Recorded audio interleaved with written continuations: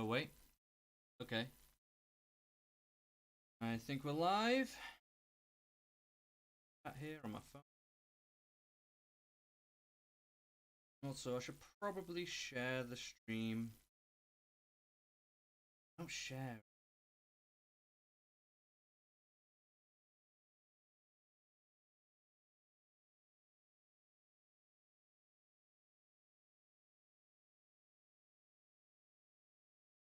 There we go.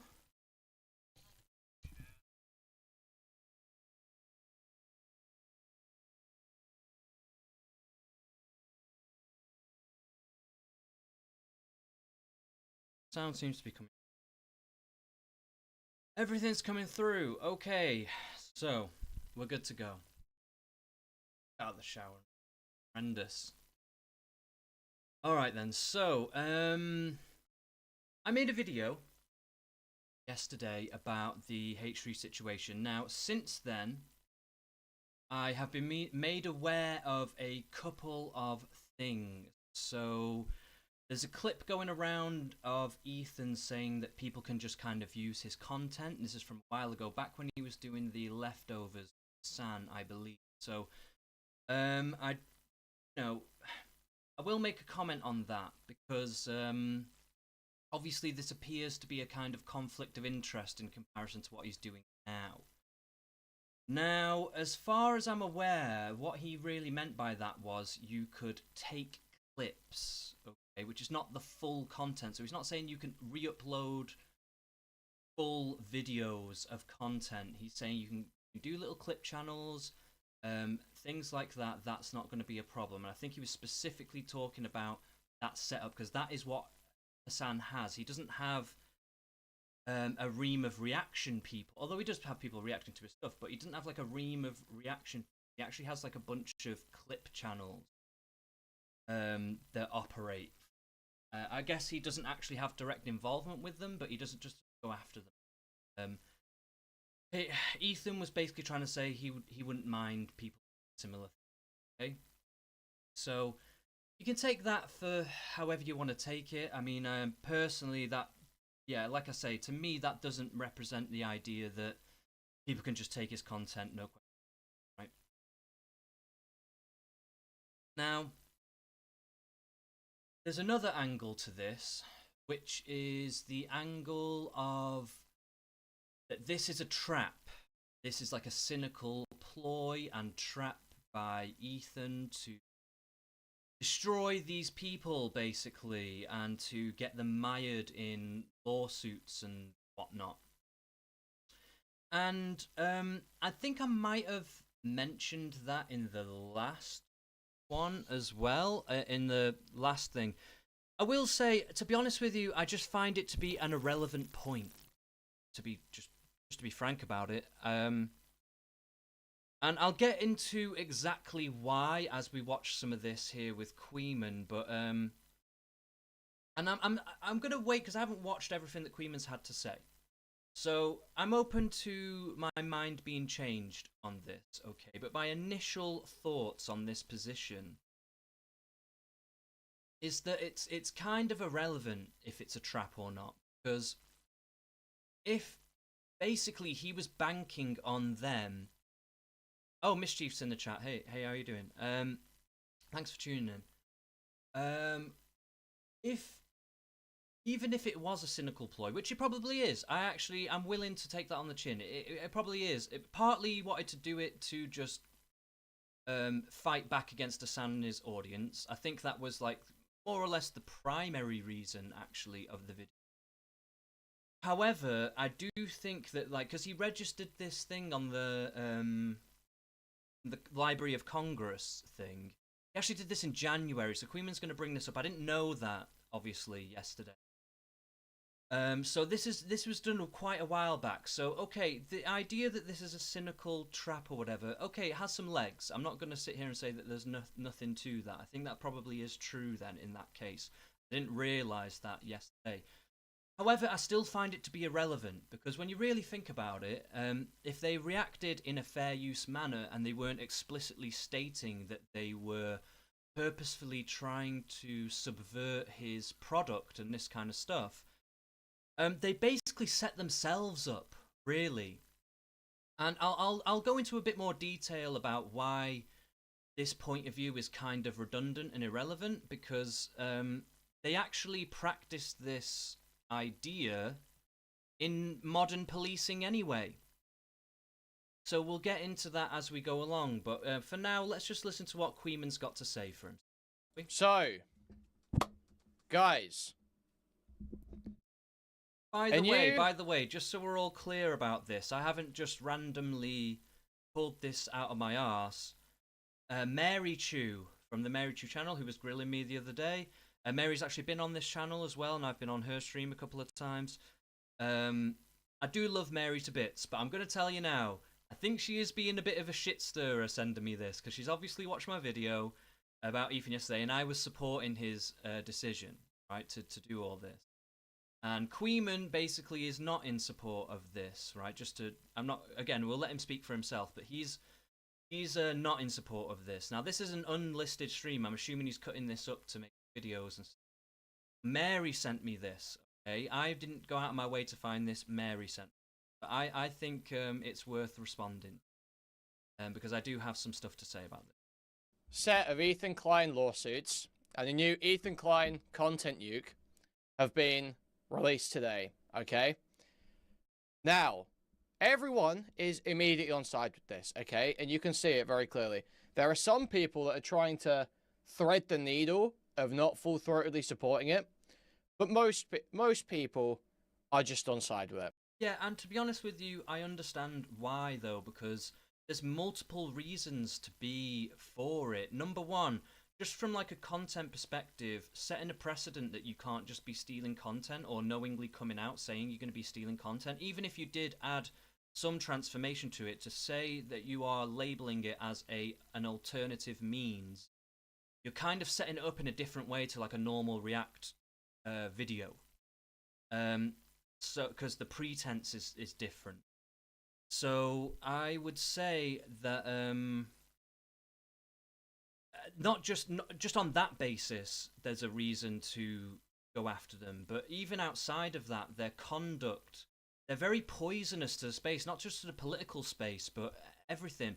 And no one's taken away their freedom to talk at all. Like, so that's kind of just like a moot point.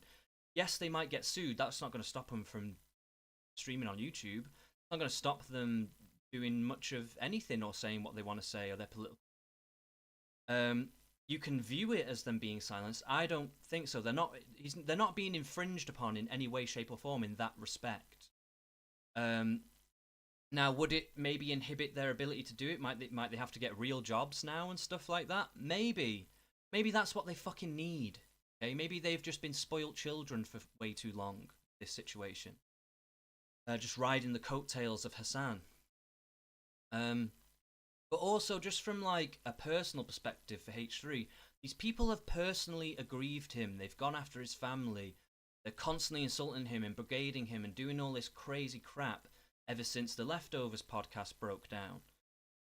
And you can even say a lot of it is slander too. A lot of it is just straight up bullshit, crazy stuff that it can be damaging to somebody's reputation. So, there's multiple reasons why Ethan would want to do this, in my opinion. And I think to like kind of ignore all that context is disingenuous when you're coming into this conversation. And I do think that Khuiman is removing a bit of that context in order to be able to have his opinion. So, Willie Mack, like I say, I only watched about 5, maybe 8 minutes of this while I was eating my breakfast, and I realised I needed to. He might say more stuff that I actually end up agreeing with. There is actually some stuff he says that I agree with already, and some stuff that I really disagree. Has already made a statement essentially supporting it, so never let him forget that. Nick Diorio has currently not made a single statement. He 100% knows what it is because he was tweeting about it last night, though. So he absolutely is in contact in Ethan's inner circle, well, to a significant degree. So to me, I really don't actually care about all these other commentary channels saying what they're saying. They can back it for whatever reason they want to back it. Maybe they're just trying to suck Ethan's cock because they see which way the wind's blowing. And to be quite fair, Ethan is making a bit of a comeback here. A lot of these red tubers are kind of floundering in the face of this one creator. They've got a whole team. They've got Noah Sampson, they've got Hassan, they've got Frogan, they've got Denims, they've got whoever the fuck. They've got a whole team that they've cultivated for themselves for a long time. Now, Ethan, I guess, in a certain respect, is starting to build a team of people who are in his corner, like Willie Mack and Nicholas Diorio and stuff like that. But he's not really directly in contact with them. He's not like directly a part of their sphere. More or less, he's doing this off his own back. He's not really doing this with like any kind of coordinated effort or like a coordinated team. So I don't think it's quite the same. Claims of a lack of collaboration or communication are completely bullshit. He's either talking to someone who is talking to Ethan, or they're all talking to each other. So absolutely coordinating. Same with Mutar. He's saying they are absolutely coordinating, but I don't know if that's quite true. It can appear that way, maybe, but they're probably backing it just because they want to get in Ethan's good graces. So they're just willing to maybe not look at the nuances a little bit more. You know what I mean? It doesn't necessarily mean that they're in direct contact, but I wouldn't rule it out. Okay, I wouldn't rule it out. All right, so just to be fair to Khuiman, I wouldn't rule it out, but I'm not sitting here going, yeah, they're definitely coordinating. I would be hesitant to say that. With his bitch wife. Same with Dan Saltman as well. In fact, you can just look at this Library of Congress article from months ago, which I've known about for a long time. I've known that this was the plan for a while. So basically, the whole point... Give some credit to Khuiman for being aware of this, like, from a while ago. I'm not sure if he's mentioned it before now or not. I don't watch Khuiman all the time. I do tune into Khuiman now and again. Occasionally, just when I see him covering something that I find interesting or whatever. And I do quite like Khuiman. Don't get me wrong. I actually do quite like Khuiman a lot of times. So it's not like I'm not trying to have a beef with him, but I do just think he's fundamentally wrong on some of this stuff. And I don't know. So here's two things I've got to lay out for you, okay? So, two things I've got to lay out for you. Hassan, I think, personally, was the original target for this. Now, people might claim otherwise because, well, Ethan told Hassan to react to it, so he had explicit license. But that hasn't actually stopped Ethan before. Because Well, you're missing a crucial point here, Khuiman, because Hassan has actually finally watched it on stream. And he even watched it with other people coming in and out while he was watching it. And he was pausing like every 2 minutes with every new clip and basically making it transformative, right? So he can't actually go after Hassan for that. Even if Hassan did watch it originally, even when he asked him to watch it when it first came out, and Hassan watched it with that transformation, it was basically just doing the same thing as he did watch it later down the line. If he'd have done that, he still wouldn't have been able to go after him anyway. So it's kind of a moot point, really. It's kind of a moot point. Some of you may not be aware of this, but actually, a while ago, do you know Ethan actually made a public statement a long time ago now, when he was hanging out with Hassan. He made a public statement on his podcast where he said, guys, you can clip my shit, post it anywhere. But that's the crucial point, right? That's the crucial point. You can clip. You can clip, not re-upload entire videos. That is a crucial part of the wording, is it not? So this is why I'm kind of having a bit of an issue here, because he seems to be conflating clipping something for a clip channel using 5-10 minute clips of like full, podcasts or whatever that are hours long. He's conflating that with completely re-uploading full content with minimal transformative commentary. Very different things. Clip my stuff. I want the Hassan Industrial Complex. I want what Hassan... This is what he said. I want what Hassan's got. Clip my stuff. Post it anywhere. Do whatever you want with it. Post it everywhere. So, people may claim that he couldn't go after Hassan or wouldn't go after Hassan because he gave explicit license to Hassan. That is complete bullshit, in my opinion, because Ethan has abandoned that before. He has given explicit license and then abandoned that idea. So I don't know the different times that he's abandoned this.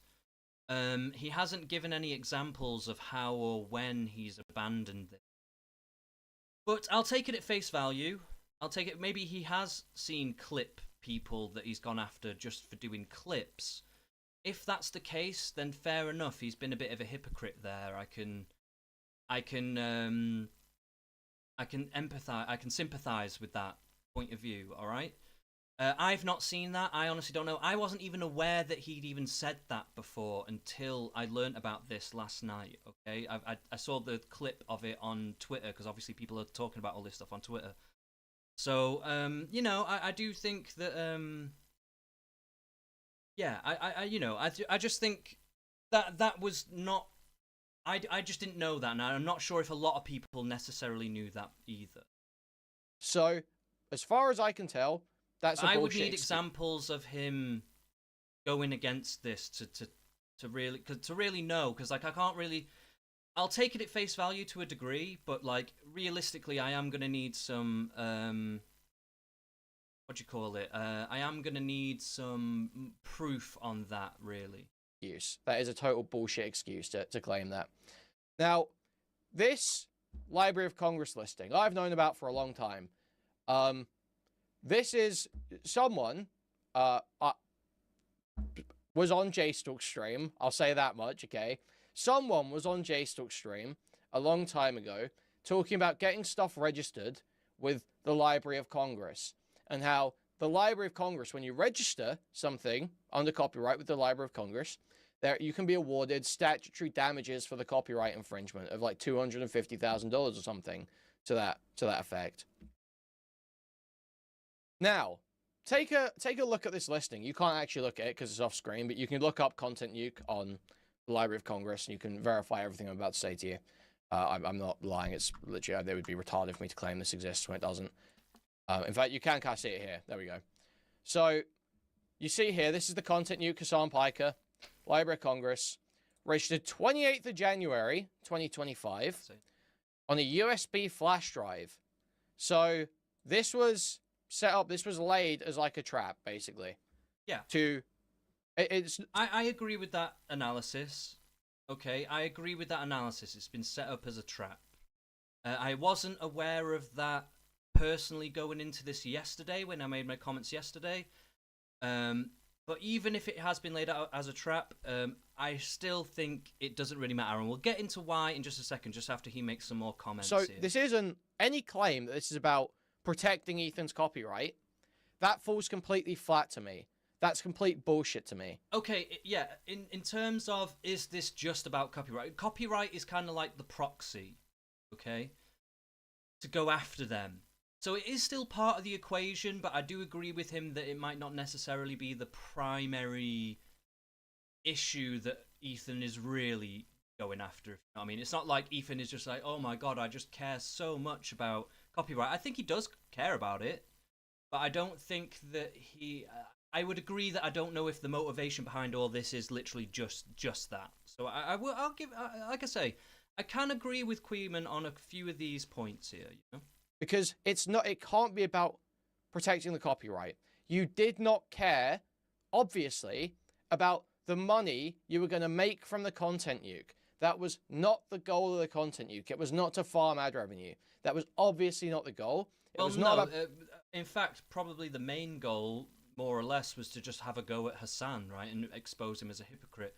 That's what it feels like. And then there was also an element of, and if they fuck with this video, and which he accurately predicted they would, then I have extra legal grounds to go after them, right?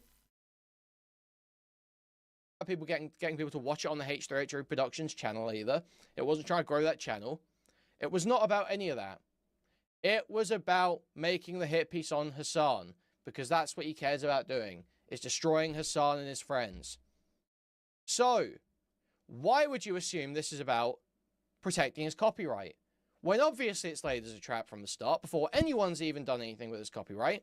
It is blatantly creating a pretext to try to destroy the people who have accurately described him as a Zionist and possibly gone further. I would like to know what this means in this context in terms of Zionists. So, because with Ethan, he obviously has spoken out against the Israeli regime and what they're doing in Gaza, but he just doesn't believe that Israel should be, like, destroyed or disbanded as a country or whatever, right? So, if that's what a Zionist is, then fair enough, he's a Zionist, I suppose. But then I would have to ask the question of Khuiman, well, what does that mean? If he think that kind of implies the opposite, that he believes that the state of Israel should be disbanded or destroyed in some way, right? Surely, otherwise that would make him a Zionist as well, right, by his own logic. And I'm not saying that is his definition, but I'm just trying to say that, like, if that is kind of the case and that's what kind of feels implied here, then I would have to ask Khuiman, like, what is that about and what does that really mean, you know? And said insane shit about him. I don't know what Frogan Denims or Casey Tron have said necessarily, but if they have defamed him, take it through the fucking defamation courts. You don't get to litigate your issues with someone's opinions about you through a fucking copyright court. It's a total bad faith use of the system. I don't know. Right. This is where I'm going to have to explain a little bit more now about why this point of view is kind of redundant, okay? Because even in modern policing, they do these kinds of things, right? So, in policing, they will do things called bait cars, or they will do sting operations, or they will do bait bicycles, where they will go into areas where there is prolific theft of bicycles or cars or stuff like that, and they will purposefully put a car unlocked or a bike unchained, something like that, and wait for the people who are basically the thieves in the area come along and, you know, try their luck with the car, right? And then they swoop in, get them. And this is kind of a similar tactic that Ethan is employing here, where he's banking on them committing that infringement. So it still is contingent on their behavior. So you wouldn't be able to catch the car thieves if they didn't steal the bait car. You understand? And Ethan wouldn't be able to go after these people if they didn't do the infringement.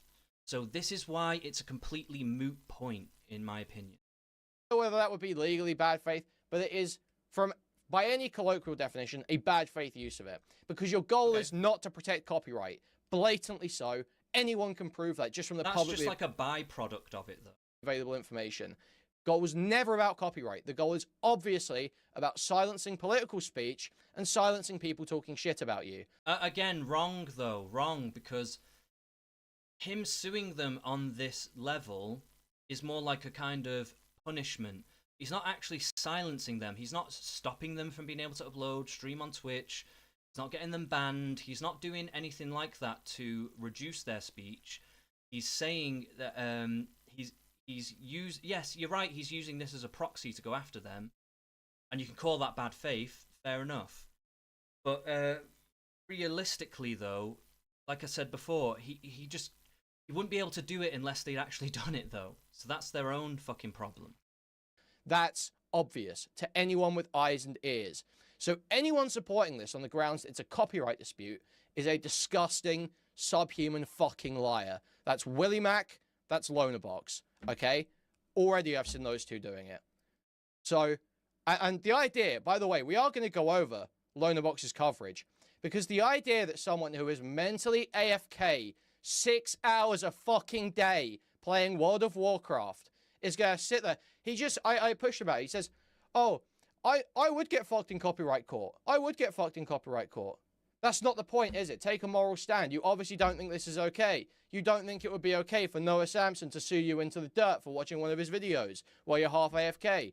If you said in a video I do think there is definitely some hypocritical vibes going on that he does bring up in a second that I definitely would agree with. Like, he brings up Destiny and stuff like that. I'll let you just hear him say what he has to say, but I do think there is definitely some hypocritical elements here, for sure. Oh, I don't even want to engage with half these points. These points are too stupid to engage with. Would that suddenly be justification to sue you? No, obviously not. People have completely abandoned their principles and are acting in ways that only hurt them down the line. Things that only hurt their careers, only hurt them down the line. Destiny, Loner Box, all these fucking losers sit there saying nothing for 40 minutes of an hour-long video. Totally silent. Check the fuck out in a 12-hour stream. Yeah, just playing a video game or something like that while it's in the corner and stuff.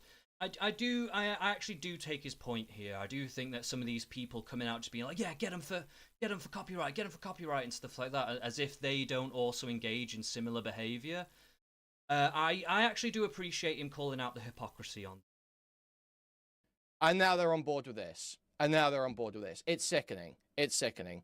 So we're going to watch the content nuke. Obviously, I already know plenty about what's going on. But it is blatantly not about the copyright. Anyone pretending it's about the copyright is a fucking liar. Is an actual fucking liar. Yeah, exactly. Loner Box is smart.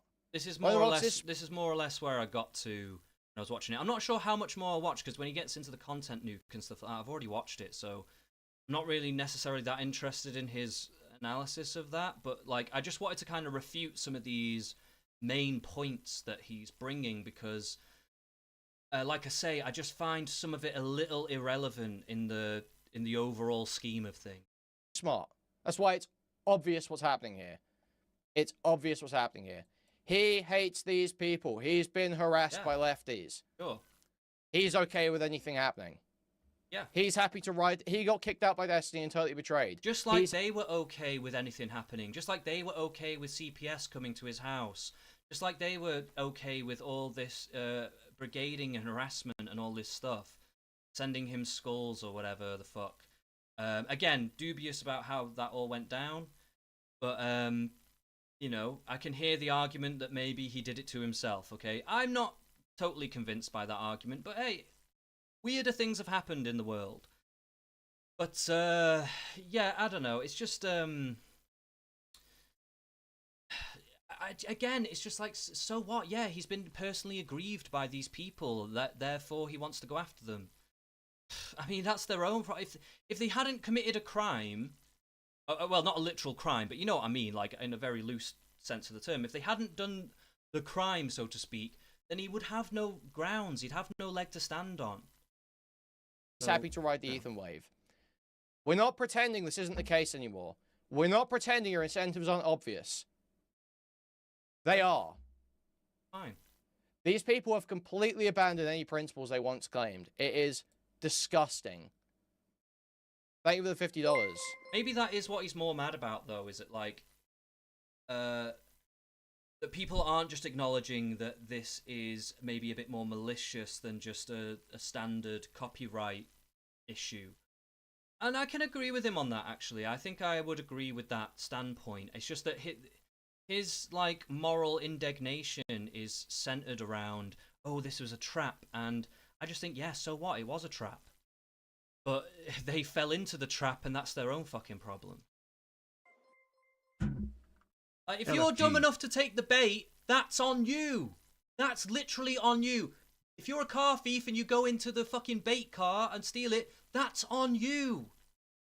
If you're a fucking pedo chatting to some random 12-year-old that turns out to be some 34-year-old brick shit house who fucking meets you at the park one day, that's your fucking problem, alright?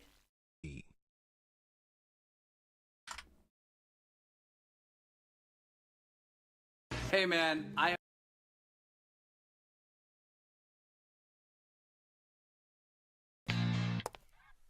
Hi there, my name is Ethan Klein, and my favorite hobby is spending hundreds of thousands of dollars on lawyers.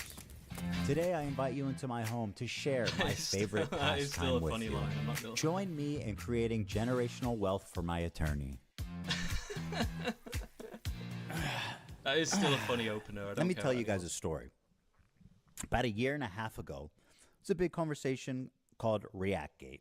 ReactGate was a debate going on in the streaming community about what constituted fair use. People like Hassan, XQC, and many of the large Twitch streamers would watch other creators' entire video on their stream. They would rarely add sufficient commentary or even pause the video to speak. Most egregiously, they would re-upload the entire VOD to YouTube with the same thumbnail, the same title, so that they could cannibalize traffic from the original video. Here's what Lamino had to say about this phenomenon. I don't mind people reacting to my videos, but I do mind when they play the entire... So, again, if you want to get people on reaction content, get them fairly on reaction content. You believe reaction content needs to change. I still think it's fair. I still think it's fair, personally. Because realistically, like I feel like I'm just repeating myself. It doesn't matter if it was a trap. It's still fair to go after people who are purposefully subverting your content and basically stealing it. That is just what it is. Even if he laid it up as a set trap, and to do that, if he correctly predicted that they would do that crime, then what are we even doing here? It's just very. I can't take it seriously. I can't take it seriously. You're upset that they took the bait. Like, so what? It's hard to have sympathy for that. Get them on it fairly. Don't do this bullshit where you try and get as many people to react to this video as possible. You try and get it out to their audiences. You try and do this. Why not? When they've personally aggrieved him, gone after him, and done all this shit, why not? Why not go after them? Actually. These people are trying to fuck up his family and fuck up his business and do all kinds of shit. Now, you can argue whether or not they're going to be that successful in doing that, but the problem is the attempt is still there. Like, if there's an attempted murder or an attempted burglary and stuff like that, these are still crimes. Doesn't matter whether they were successful or not. Lau says in the chat, you should pull up the actual complaint filed by H3. It's a publicly filed lawsuit and should be easily available online. I have seen that some people have actually found that. I think Stardust, if you remember her. I don't think she goes by Stardust anymore, but I was watching a little bit of her. Oh, no, I think it was just a tweet, but she showed screen captures, like, you know, screen grabs of some of this lawsuit. If you can link it, Lau, in the chat. I don't know if the chat allows links, because I think they do suppress links in chat, don't they? I don't know, but if you can link it in the chat and it shows up, I will pull it up and have a little look at it and maybe have a little bit of a read through. Ah, fuck it. Maybe I can just find it myself. H3H3 Ethan Klein lawsuit denims.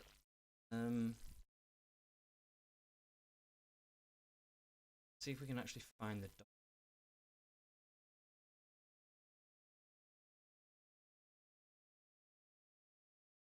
Sorry, you're just going to have to bear with me one. Denims.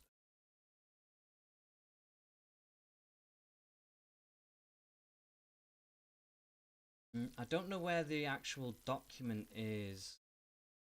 Find this.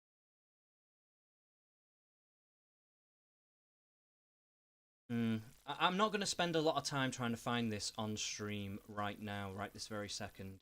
If you can link it in the chat, and the chat doesn't delete it, because I know it can.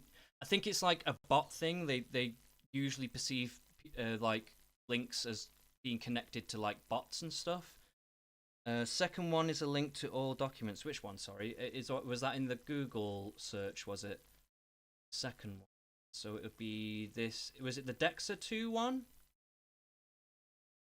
First one is a specific PDF. If you've linked it in the chat, I can't see it. So it might have deleted it.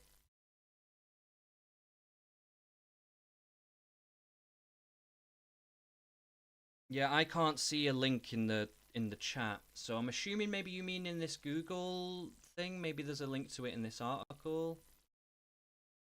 Let's see here. But rather because he believes. I'm just trying to look at the hyperlinks in the An excerpt from Klein's suit against Denims. Okay, this could be the suit. Oh, this is the complaint. Show all files.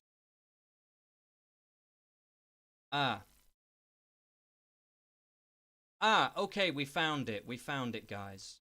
Okay. Just zoom this in a little bit here. My trackpad isn't working on my computer very well at the moment, so I've got arrow keys here. The Nightmare on Denim Street.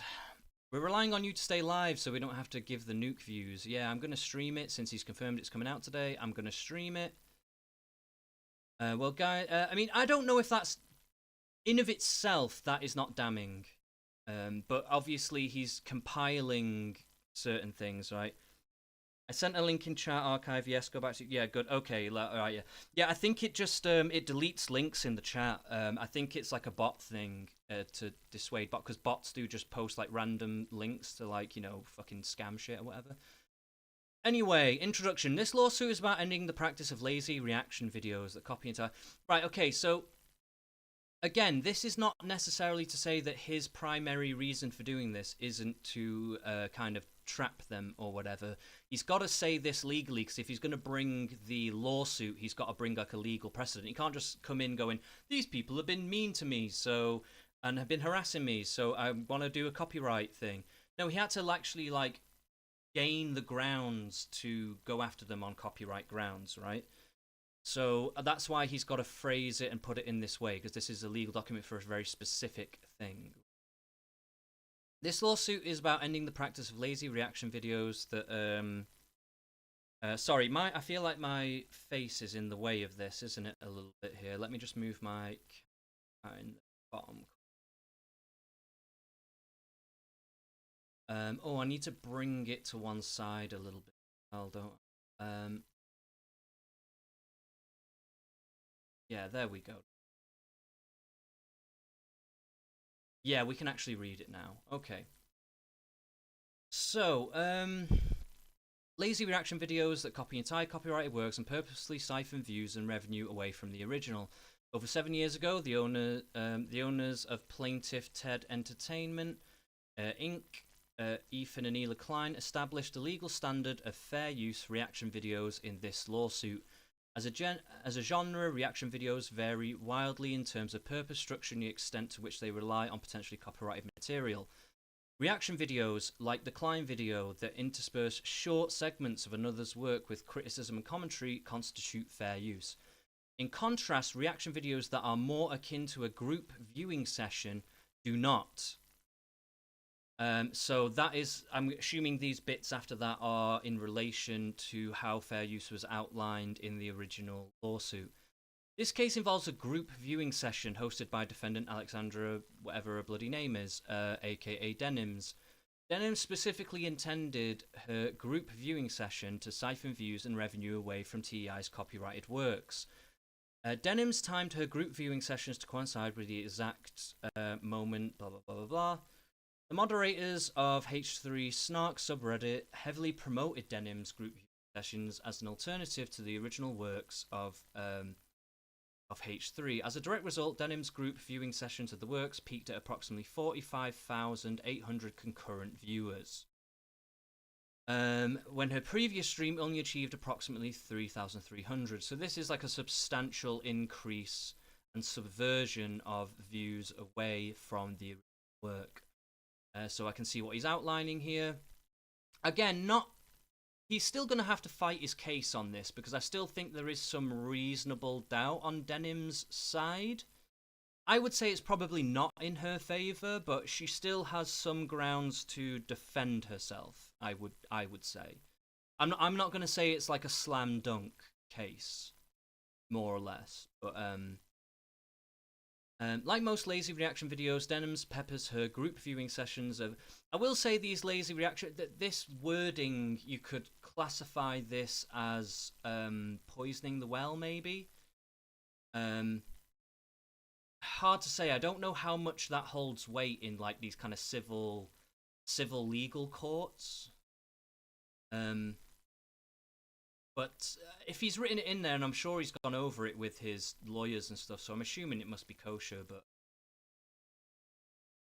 most frequently, Denims will watch long, unadulterated portions of the works and briefly pause to give short, surface-level and often repetitive observations and provide little to no new information, new aesthetics or new insights or understandings to your works, which is what is outlined in this thing here. So he's going after, not just after his own one, but also just trying to demonstrate that this is like a common thing that she does.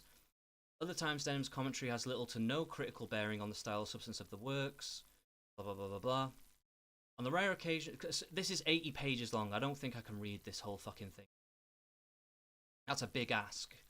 I was actually going to end the stream pretty soon, just after making my points in the first place. But anyway. And I don't know what the point is that you wanted me to read this for, anyway. He goes, I think her admitting on stream, saying her intent was to take views away from the original video is pretty damning, though. That's what Lau says. Yeah, I would say it kind of... The words that she used, that they quoted, I think there's plausible deniability to just say, I'm going to stream this because he's put it out today.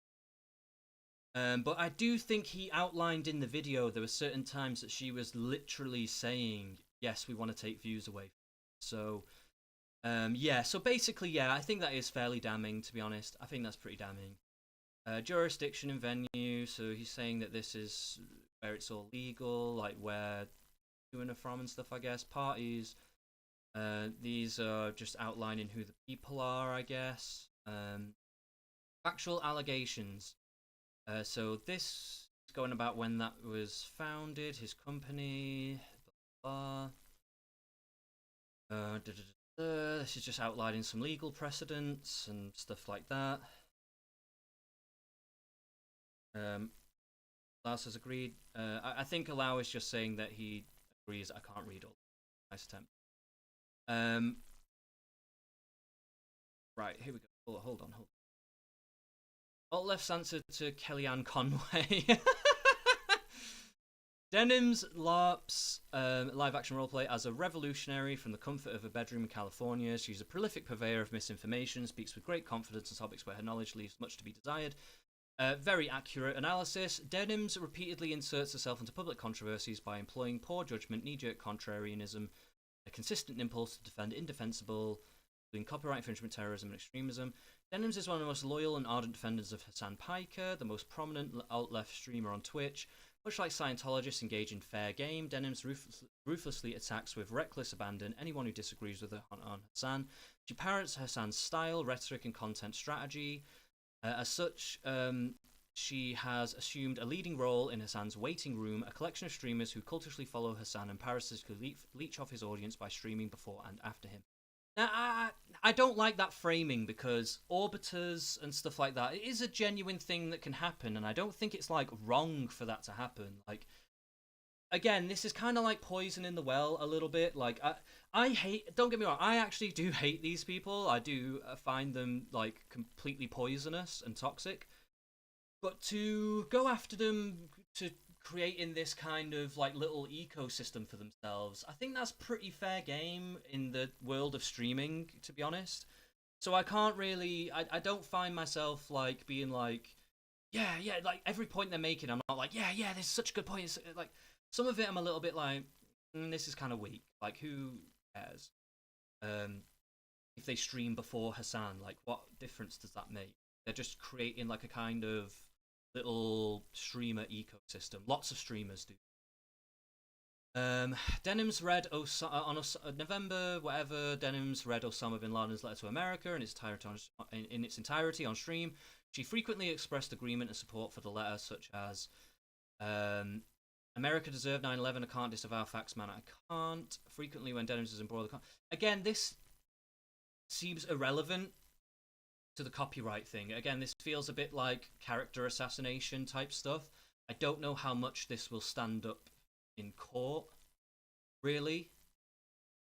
So I guess, yeah, I don't know about this. The stronger argument is more on the copyright infringement stuff. I think that's where he really needs to keep this.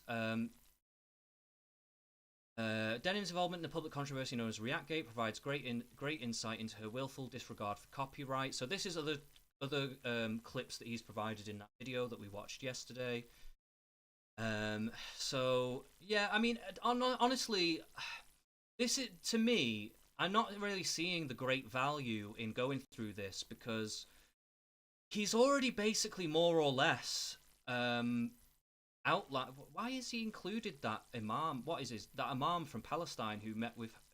Right, I've got to understand why he's putting this. This seems a little bit tangential. Clients are an Israeli-American citizen. Ayla was born and raised in Israel, where she served as a secretary during her mandatory conscription into the Defense Forces. While both Ethan and Ayla are highly supportive of Palestinian self-determination, extremely critical of Israel and its government, Klein support a two-state solution as the best interim solution to the conflict, and more or less I would agree with that too. I don't see like a kind of unified country with equality laws and all that stuff. I don't see that actually working, to be honest. With all the aggrievement on both sides, that just sounds like a complete idealistic utopian pipe dream. It's just not real. Like on either, if you did that, like say you did that in the next few months and it ended the conflict and then we had this unified state, you'd basically just be looking at some civil war shit going on basically from that. And it just, yeah, it just, I don't think it would even benefit the Palestinian people. The Palestinian people probably would benefit a lot from having their own sovereign nation, because they don't actually technically have that right now. And they would have like more global protections under like global law and stuff. I don't really believe in global law personally, but just like kind of in the concepts of that, they would have like a bit more standing in the world to be able to go after Israel or defend themselves, things like that. So I actually think it would actually benefit the Palestinians a lot to have their own state, actually. Lau, still in the chat, says, Ethan was right when he said he's generating his lawyer's generational wealth. I can't imagine how many man-hours went into this document. Yeah, I mean, it's fairly extensive. It's 80 pages and a lot of references, so yeah, you know, he really did do a thorough job here. In the wake of October 7th, Hassan emerged as the modern incarnation of the Grand Mufti Haj Aman al-Husseini. Like al-Husseini, Hassan became a passionate advocate and highly charismatic leader of the Palestinian cause. Like al-Husseini, Hassan used his massive platform to spread... I wouldn't say al-Husseini had a massive platform, though. He was a fairly prominent imam of the time and preacher. He was like a religious leader in Palestine at the time, and obviously that was kind of... I can't remember, my history might be a little bit off. I can't remember if the Ottoman Empire had collapsed at that point or not. I want to say that they hadn't collapsed. No, they probably had, actually, because I think it was like 1948, wasn't it, when the wars kicked off with the Arab countries and Israel. So that would have been after World War II, and after World War II is when the Ottoman Empire collapsed. Was the Ottoman Empire still around during World War II? I think it was. So maybe they were still under Ottoman rule then? Oh, my history's a little hazy right now, so I'm struggling there. But he was, either way, he was a prominent religious leader at the time. But I don't know if I would compare him to Hassan, though, personally. Because, like, I don't know how many people outside of the Muslim world were really that aware of him. Whereas Hassan is like a fairly mainstream figure. If you get into online politics and stuff like that, you're going to know about Hassan like fairly quickly. So I don't know if I can really take that comparison. Hassan used his massive platform to spread genocidal rhetoric about anyone advocating for the right of Jewish self-determination in their ancestral homeland, i.e. Zionists or Zionism. Primary difference between Hassan... and also it should be noted that the mirror image to Zionism was Pan-Arabism, which was actually a big thing. Anyway, the primary difference between Hassan and al-Husseini is that al-Husseini worked with the Nazis and advocated for the annihilation of Jews, while Hassan advocates the annihilation of all Zionists, which, you know, I know people debate this point, and I will say that it is a debatable point, but as far as we know, the vast majority of Jewish people do have some positive sentiment towards to Israel, right? So most of them don't want Israel to be destroyed or disbanded as a state, right? Now, they might not agree with how Israel conducts itself or its government or maybe even its ethno-state status, stuff like that. You know, there is definitely many Jewish critics of Israel. But if the definition of Zionist is they just want a Jewish state, or that they just don't want the state to be disbanded now that it has been established, then most Jews would be considered Zionists, I would say, even if they're critics of the Israeli regime. Jason Green says, Ottoman Empire ended after World War One. See, that's what I thought. Yeah, because the British Mandate came in, didn't it? Yes, in 1923 and all that stuff. So the British Mandate came in after the Ottoman Empire collapsed. No, you're completely correct. Yeah, thank you for that. Thank you. Since the vast majority of Jews in the United States say caring about Israel is essential or important, this would necessarily include the vast majority of Jews, even if they support the Palestinian cause and vehemently condemn the action. Okay, so he's just basically said what I said there, more or less, and he's quoting Benny Morris and all these other guys. Al Husseini meeting with is that Goebbels? Himmler. Sorry, that's Himmler. All these white guys look the fucking same, you know. Arabs rise as one man and fight for your sacred rights. Kill the Jews wherever you find them. This pleases God, history, and religion. This saves your honor. God is with you. Al Husseini, 1944 on Nazi radio.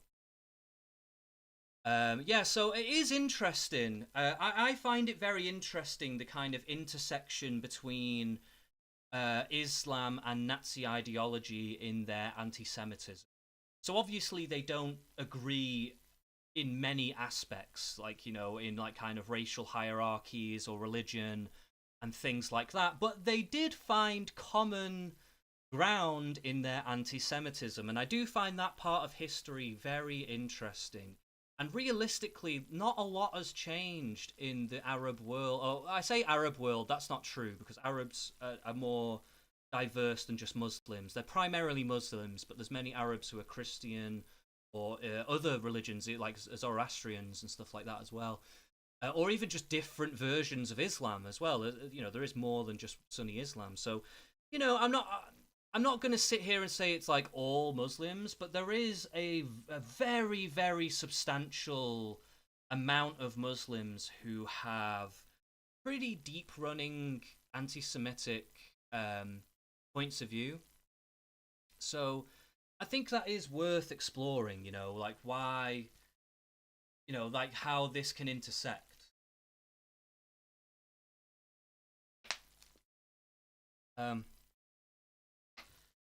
So anyway, yeah, let's continue. On October 12th, the last episode of Leftovers just comprised of a discussion between...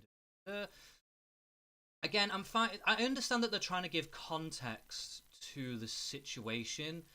I'm finding a lot of this irrelevant to the copyright stuff. I really am.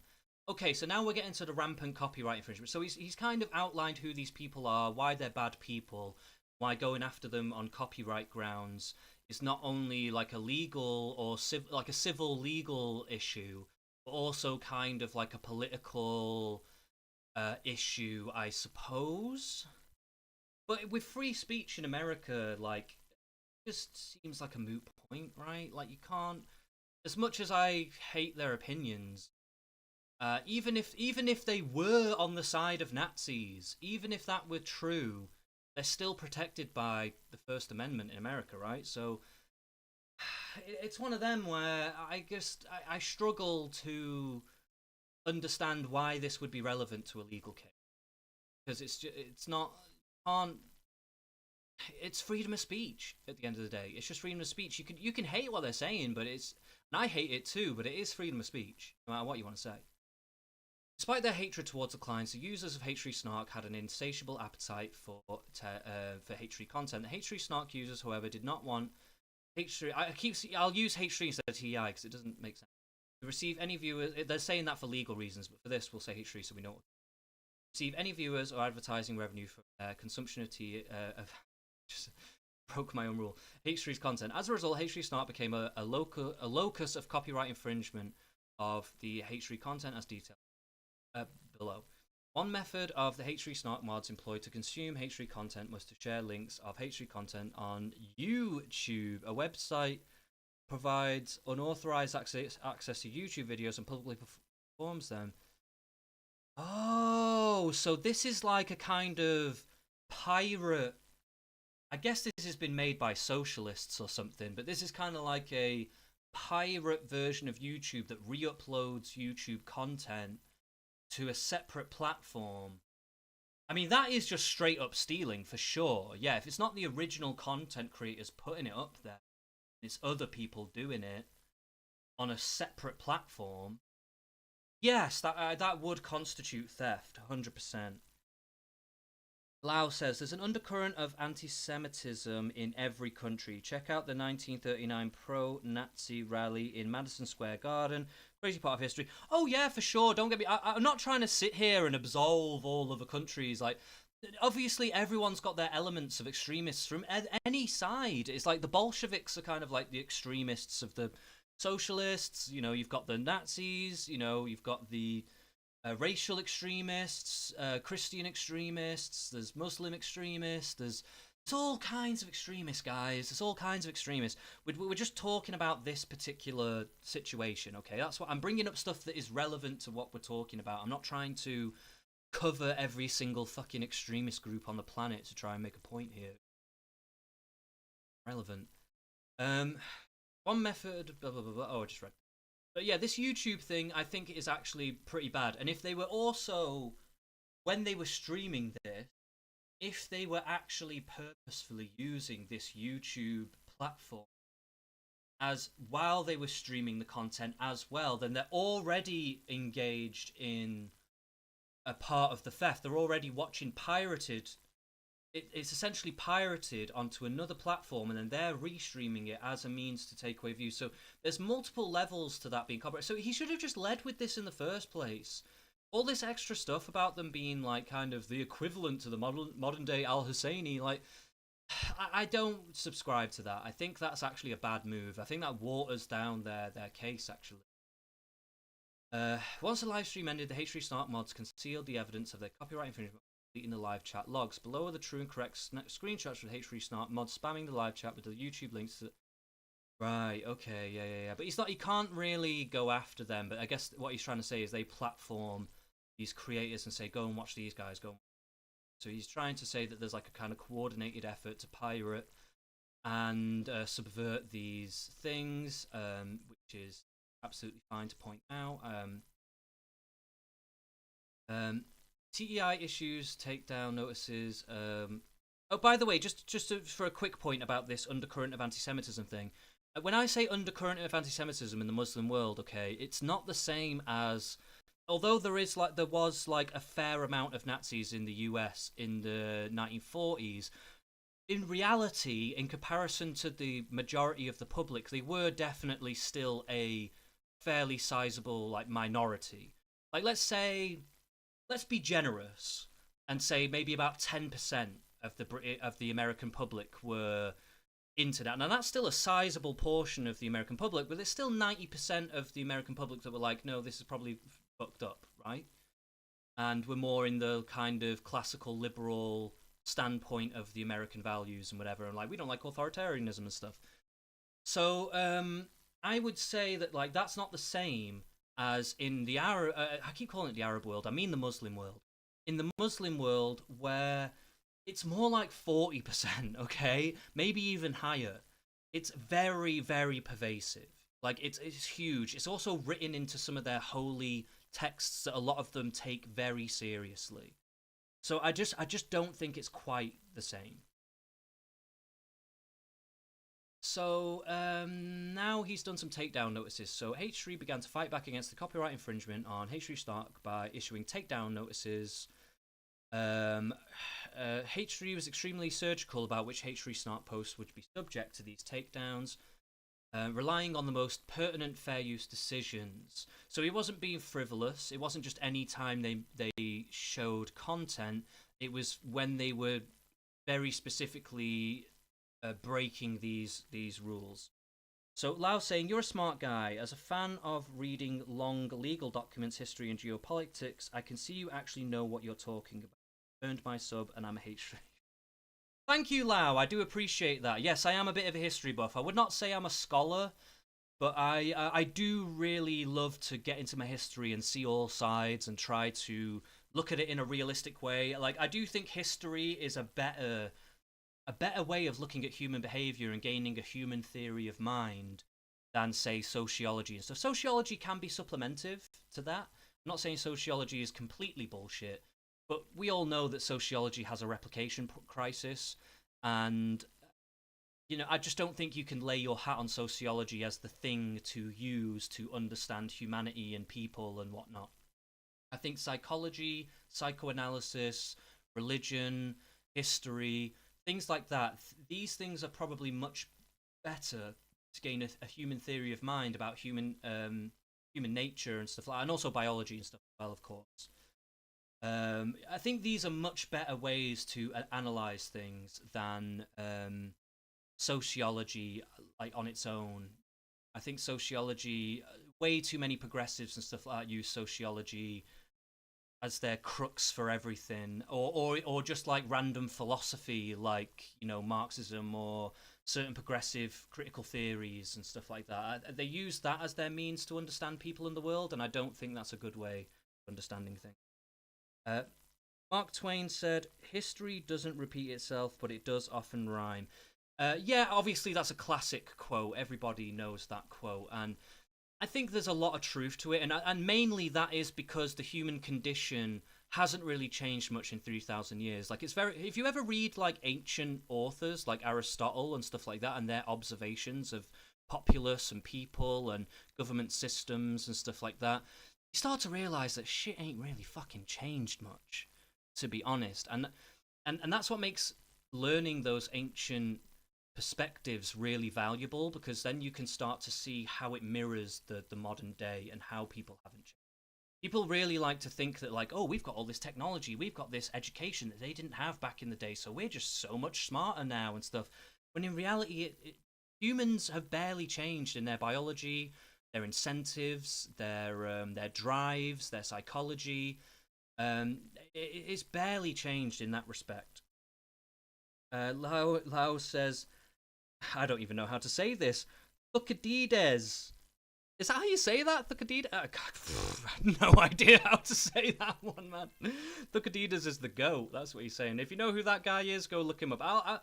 I'm very happy to take a look at some of that work. And then you spring some. I'm not going to do that now, but if you wanted me to do some like ancient history, philosophy stream stuff where I specifically look at some stuff like that, I'm more than happy to do it. Drop me some links in the comments, or names, stuff that you want me to look at. I'm more than happy to do that. I'm trying to stream every day at the moment because I'm bored. So anyway, so H3 issued DMCA takedowns only for post comments that uploaded an entire episode onto Reddit, particularly paywalled content. Comments that provided YouTube links. Yeah, I think this is completely fair. Everything that you're saying here is pretty fair. I'm getting the vibe of it. I'm skipping around because I can get the gist of what they're saying from the first thing. I don't need to read every single.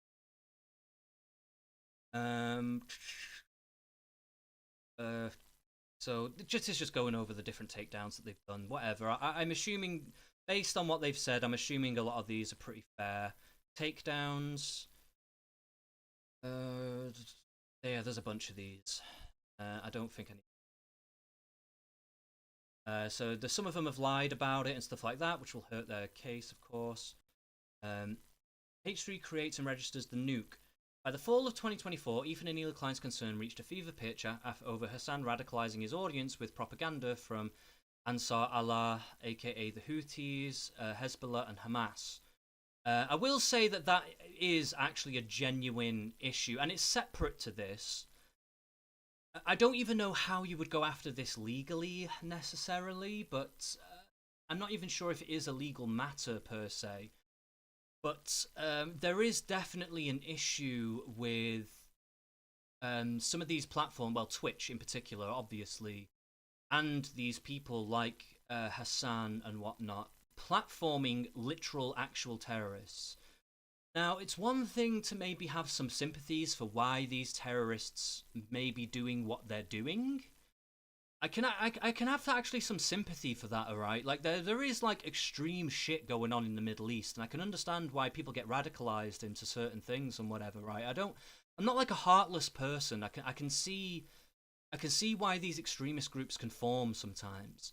But just because they may have their reasons for doing so, doesn't mean that the way that they conduct themselves and the way that they go about fighting their fight is legitimate and good, right? So if let's say, for instance, I live in Wales in the UK, and let's say that England suddenly wanted to annex Wales, like let's say Wales rebelled against England or punitive taxes or something, and we wanted to separate from them, and England waged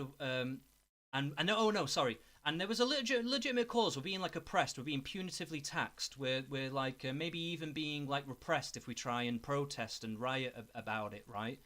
And we're being massively repressed from being able to fight against our own, for our own autonomy to fight against these taxes and whatever, right? Which are purposefully targeting the Welsh people in particular or something like that, right?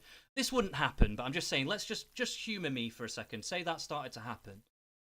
And a militant group formed in Wales, right? Now, I might understand, I might even be in favour of, okay, maybe we need some groups to form to fight for our interests. But then if they went into England and started just mowing down people, just massacring random people in Chester or in fucking, I don't even know, Cornwall or something, that would be horrific. I could never support that.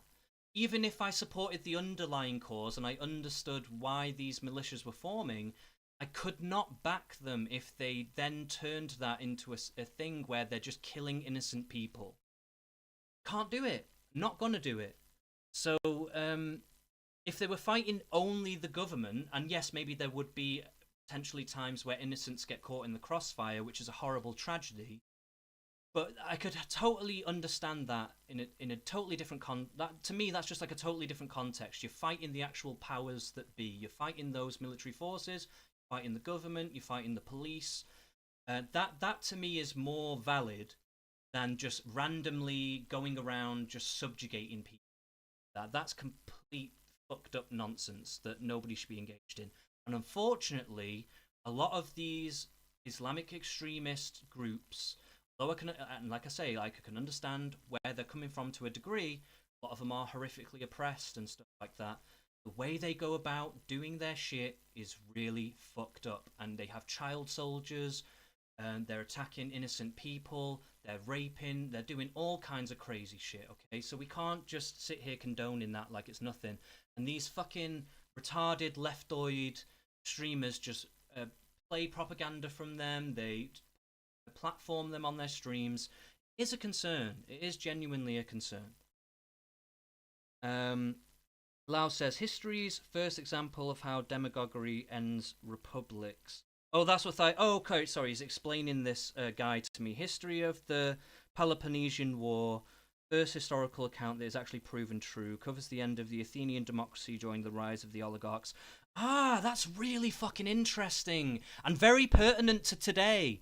Very, very pertinent today. Like, I'm not a big Bernie Sanders guy, but I do really like that he has pivoted away from, like, millionaires, billionaires rhetoric into oligarch rhetoric, because I think it's actually more accurate, much more accurate to go after that specific thing. So, yeah, totally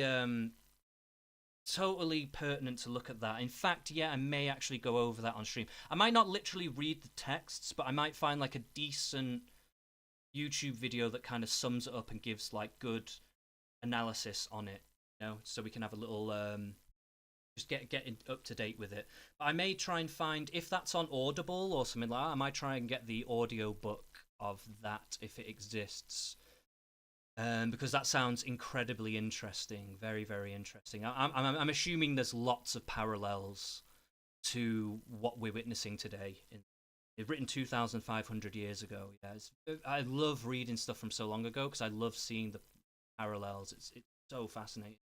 Anyway, by the fall of 2024, Ethan Nealon's concern reached a fever pitch over Hassan radicalizing his audience with propaganda, the Houthis, and all this stuff. Clients were equally concerned with Twitter's refusal to enforce its community guidelines against Hassan and his so-called waiting room. Like Denims, who Hassan and parasitically... Okay, you don't need to keep repeating these things. Hassan and his waiting room hijacked the necessary and important discussion of the Israeli-Palestine conflict and the Gaza war. They employed genocidal rhetoric that painted all Israelis as subhuman, warranting annihilation. Yeah, they kept using stuff like inbred and whatever.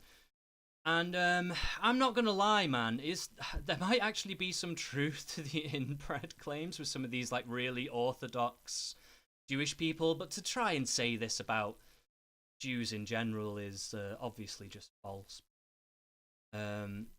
But yeah, it's definitely more or less a racist stereotype, I would say that. And painted all Israelis as subhuman, warranting annihilation. The term Zionist lost all meaning and quickly. Again, I'm not sure if they did say the annihilation part, because I'm sure I've heard Hassan say that he wouldn't want like them to be annihilated or whatever, right? But it's hard to know when to take Hassan seriously. You know, a lot of times he just says things to cover his arse, not because he actually means it. Jacob Appleman says, "You look so much like Mr.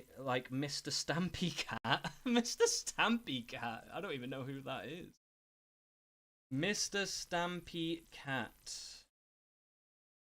Oh shit. Oh fuck, somebody said this to me the other day in Discord. Thankfully, a little less soy, I will say. Definitely a little less soy than that, but I do see the resemblance for sure. That's funny. The nuke was written, shot, and edited from December 2024 through January 2025. On January 27th, 4 days before it was released, H3 submitted its application to register the nuke with the Copyright Office, blah blah blah. So he's just going on about how he registered it to the Library of Congress and all that, right? They secondly did this to prevent the nuke from being age restricted, limit its reach. Oh, I didn't know that would be a thing that you could. I didn't realize that would be like a relevant prerequisite. But okay, fair enough. Yeah, sure, all right. H3 was required to fully blur out the footage of the Houthis entering the bridge of the Galaxy Leader and black out the footage of Hamas releasing hostages. Third, minor visual edits were made. Ultimately, all the deposit copy was incorporated into the broadcast version, comprised of the deposit copy. So the deposit copy was what was given to the Library of Congress, I guess, but then they had to edit that down. They had to censor a couple of things for YouTube, I guess. That's what I'm understanding from that. I'm not sure if that's fully correct. Stampy Chad. Yes, I am the Stampy Chad. Yeah, I don't play fucking Minecraft because I'm not a fucking loser freak. I may be homeless, but I'm not that fucking retarded. Sorry to everyone who's a Minecraft player in the chat, but it's just not for me. It's not my kind of game. I'm a Dark Souls player. That's my jam. Or Baldur's Gate 3. Very retarded trap. Shit, I've got touch controls on these earbuds, and they're very annoying. I try and push it in my ear to keep it in. So the nuke is a tragi-comic documentary critiquing Hassan and Twitch. It contains of original footage, highly edited montages, parodic skits, and archival materials. A great deal of which are owned by H3, because they came from. They actually did come. A lot of it came from their Leftovers podcast, which is obviously their name. So you can't really get him on, using other people's content. But even if he did, I know he actually did use other people's content, obviously, in the content nuke as well. But he used very small clips. Obviously, like he says, he knows fair use inside and out. There's no way you're going to get him on fair use on that content nuke. It's not going to happen. The nuke can be divided into 7 sections. Prologue, blah, blah, blah, blah, blah.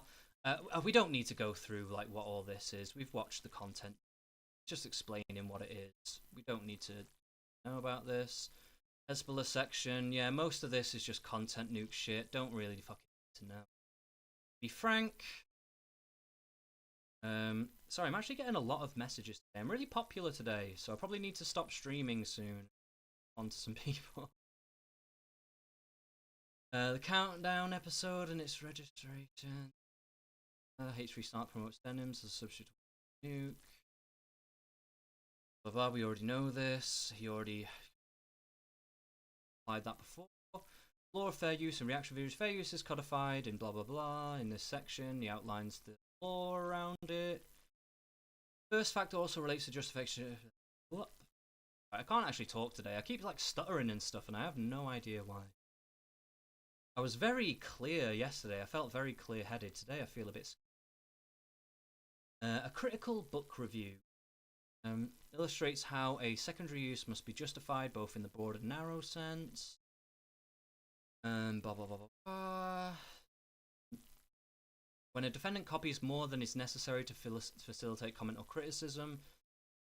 So yeah, that would be like, so if you copy more than is necessary, what it would be is like if they make a point, and instead of pausing it when they've made a point to respond to the point, you let that point fly by, you watch for another few minutes, and then you say something. I'm assuming that's kind of more what that would be. It's a little fuzzy. Some of the boundaries on this, but that would be my interpretation. Use of voiceover, headlines or captions, or wholesale copying sprinkled in with written commentary fails to sufficiently transform a copyrighted work. Yeah, so the idea there would be, if you've taken a video, it's the whole video, instead of like commentating with it, or say you're doing a voiceover but it doesn't pause or stop the video, that wouldn't constitute transformation.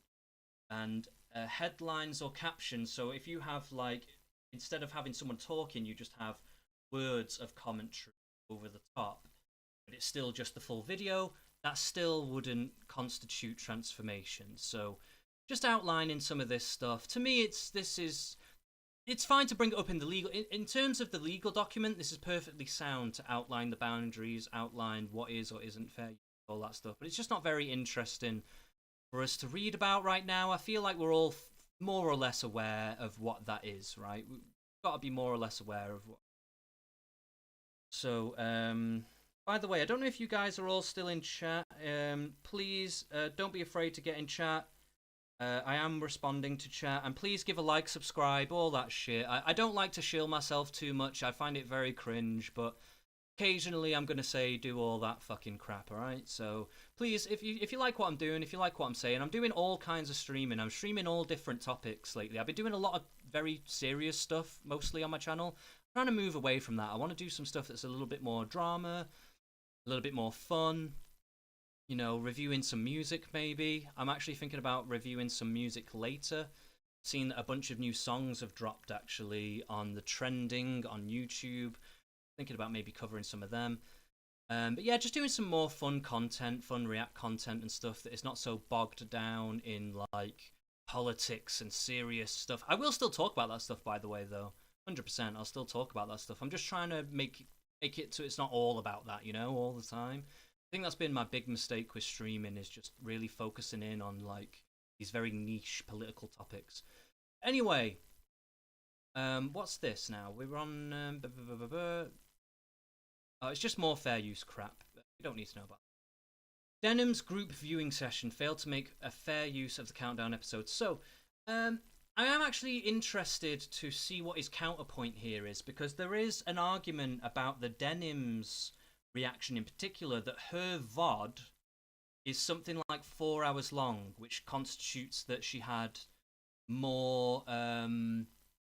She did actually transform the content, right? That's the implication of that. Now, I didn't watch her stream, so I don't actually know how she did it. However, I could I'm going to see what H3 has to say about it, but I have a suspicion that what she did was she said some stuff at the beginning, then she watched the video with very little transformation, and then after the video she had a prolonged discussion about it with her chat. That's what I am thinking happened on her stream and why he's going after her for that, right? I could be wrong on that, and I'm very happy to be wrong on that. And if I am wrong on that, then that really does help Denim's case, obviously. Because if she did transform it, the only real thing that they have to go on with Denim's, if she did transform it within fair use boundaries, is that she said she was specifically doing it to subvert from the original content. Because she explicitly said that, that creates a different context to the purpose of that stream. So I still think there is grounds to go after her on that basis, but I don't know. It's hard. I still think she would still have a case to defend herself on some, because it depends specifically on the wording that she used to say that, and I don't know the full wording of that, so I'm not going to sit here pretending like I know. I don't necessarily. Jacob Appelman says, fair use is generally pretty vague and it's often up to the interpretation of the court. There's certainly a spectrum. Yeah, there's definitely a spectrum. It is a little blurry on the boundaries. I do think, though, that he's outlining his boundaries fairly well. And I think he's providing a lot of context of how they are breaking those boundaries. And although it can be a bit fuzzy here and there, I think more or less he's making a pretty damn strong case so far. The only issue I'm having with the document, mainly at the moment, is it does seem there is some superfluous or irrelevant stuff that is more or less just put there to poison the well, rather than because it's actually relevant to the case. So anyway, Countdown episode. It's readily apparent that the primary and overriding purpose of Denim's use of the Countdown episode was to commercially exploit a group viewing session Countdown episode and have it serve as a substitute for the original. This is evidenced by watching long sections of the Countdown episode without any or very little interruption, frequently for several minutes at a time. See, the several minutes part I struggle with, because sometimes you have got to wait like about 2 minutes for somebody to make a full coherent point, right? And in that content nuke, there are times where you kind of do have to watch a bit of the section to be able to actually say something about it. Now, I think that is mirrored, though, by how much you actually say. So if you watch, like, let's say you watch 3 minutes without saying anything, right? And you watch about 3 or so minutes of a part of the content without saying anything, then you pause it after you've got that full context, got that full part of the section, and you go, okay, now I can make a point. If you make a full point and you're ranting about that point for a good 5-10 minutes after the fact, I'd say that still counts as fair use, right? Because you just had to wait for full context to be able to make your point. However, if you watch that 3 minutes and you come at the end to make a point, you just go, yeah, that's bullshit, and then you continue playing, that's not really... I don't know if you could constitute that as transformative, personally. So, again, this is where it gets a little bit murky about what she actually did on that stream. I don't know how much... Because I didn't watch it, so I'm not going to pretend like I know. My suspicion is... I don't think she added much to it, personally. That is my suspicion, which is why he feels confident to go after it. But hey, who knows? Maybe she did, and she might have a case to come back. Lau says, the whole claim system on YouTube was created to stop these type of court cases from taking place. Forum where both parties respond to accusations of copyright I'm not sure if I'm fully understanding this. The whole claim system on YouTube was created to stop these types of court cases from taking place. Forum where both parties respond to accusations of copyright violation, and yeah, it gets dealt with on the platform first, so that we're not bogging down the court system with frivolous lawsuits and stuff.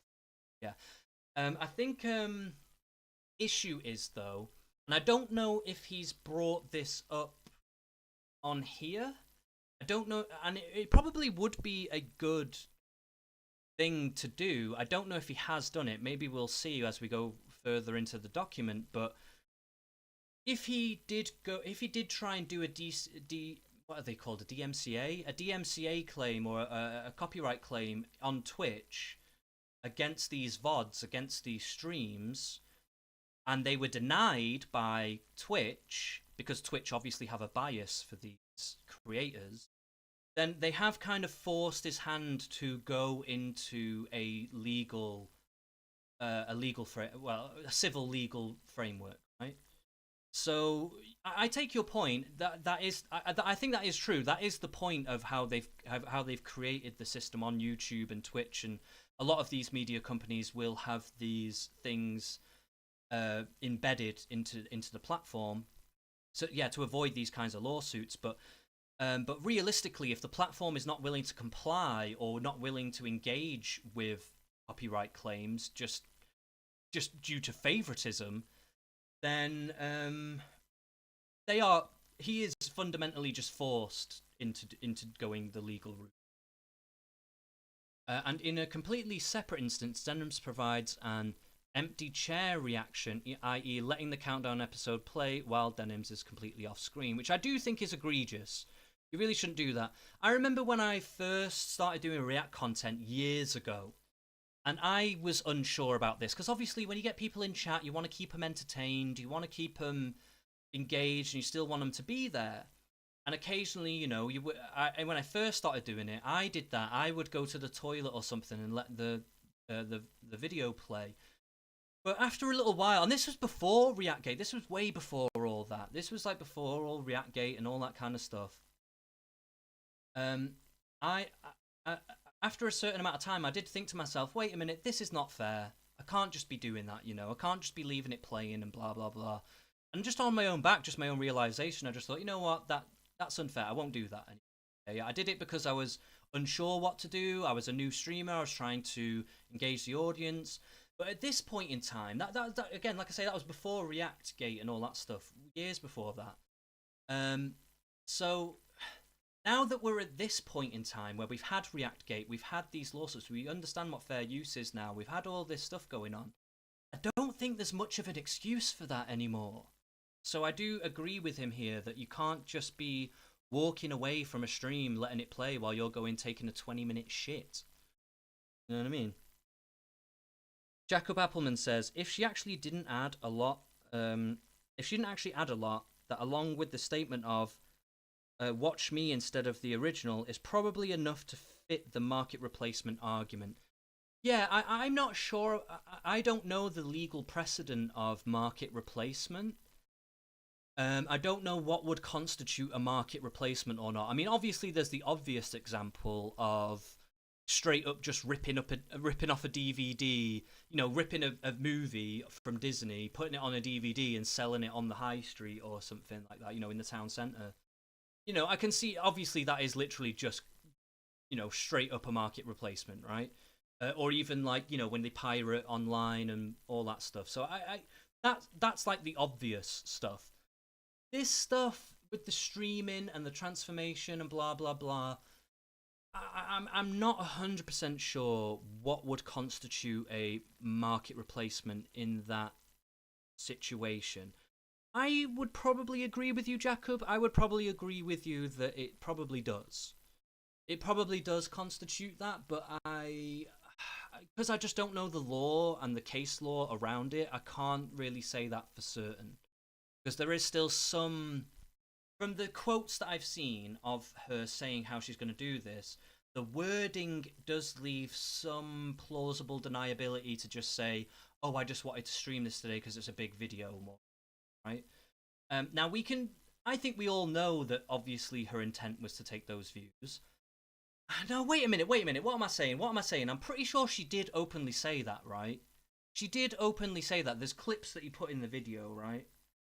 Yeah, I guess there is no excuse, actually. Fuck it. Yeah. So I'm trying to be really fair. I'm actually just trying to be really fair. Because as much as I hate these people, I think it's important to be fair. I think it really is important to be fair. But now that I think about it, though, I think she did just straight up say that, didn't she? So, like, I don't know, man. She probably hasn't got much of a leg to stand on here. So anyway, she does the chair react. In total, Denim's group viewing session of the Countdown episode was 1 hour 3:56. During the group viewing session, Denim's provided approximately 4 minutes and 43 seconds of brief and superficial commentary. Wow. And that's just the Countdown episode. So I guess that's not even the content nuke. I'm not sure what the Countdown episode was. What was that? Was that the video that he did saying that he was releasing a content nuke? Oh, fuck. I can't remember. Early in her group videos, Denim adds a... Right. Okay. As for the second fair use factor, the fact that the Countdown episode was simultaneously broadcast with Denim's group viewing session does not weigh in her favour. Further, while containing numerous factual elements, the Countdown episode contains numerous creative elements which weigh against their use. As to the third use factor, the factor weighs heavily against fair use. It is readily apparent Denim's use was excessive for any potential criticism of the Countdown episode, particularly in like Yeah, I think he's got a pretty strong... I'm not sure... I feel like I'm getting confused. The Countdown episode, what was that? Because I don't know if I watched that, actually. But, I mean, he is outlining that already, not even the content nuke, but she's already done it with one other video. So he can still go after her on these grounds anyway. Right? Just on this one. Jacob says, it does definitely depend now on whether she was transformative. Yeah, well, as he's outlined here, I mean, on this particular video, it does seem to be that she wasn't transformative, really. Like, adding a minute's worth, or like 2 minutes worth of extra content to, like, an hour video, yeah, that's not... if Denim's conduct were to become widespread, it would result in further lost views and advertising revenue to H3. And also, just in general, if this idea caught on that you could just do this in general, it would just be very poisonous to the space and content creators at large, right? So, yeah, it's just not a good thing. As demonstrated below, Denim's group viewing session of the nuke exemplifies her beliefs about copyright that she expressed during ReactGate. The group viewing session, the nuke epitomizes her unfounded opinion that copyright infringement and fair use principles are inapplicable in the context of live streaming, particularly on Twitch. A misguided notion that she is not obligated to transform a copyrighted work with substantial critical commentary or editing. A narcissistic and misplaced sense of privilege that her personality is sufficient to justify the highly commercial, unauthorized exploitation of a copyrighted work in entirety. Yeah, I would agree with that. Denim's group viewing session, the nuke, was the pinnacle of her career. At its peak, Denim's group viewing session, the nuke, received approximately 45,000 viewers. In the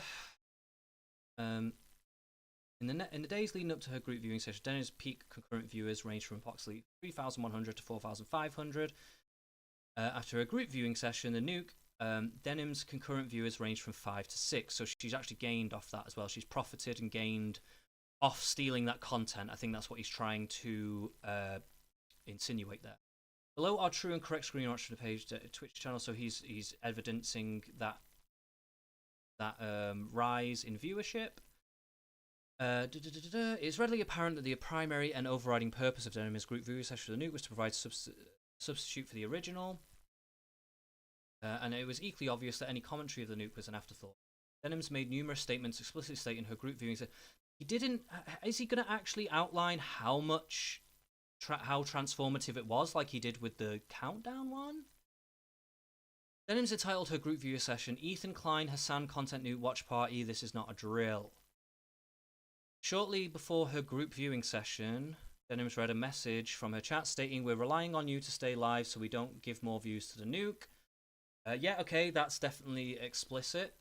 Denim's replies, "Yeah, I'm going to stream it since he confirmed it's coming out today. We're going to stream it." Now, that statement on its own is not is not condemning, but the "we're relying on you to stay live so we don't give more views," then coupled with that, definitely does give more credence to that idea.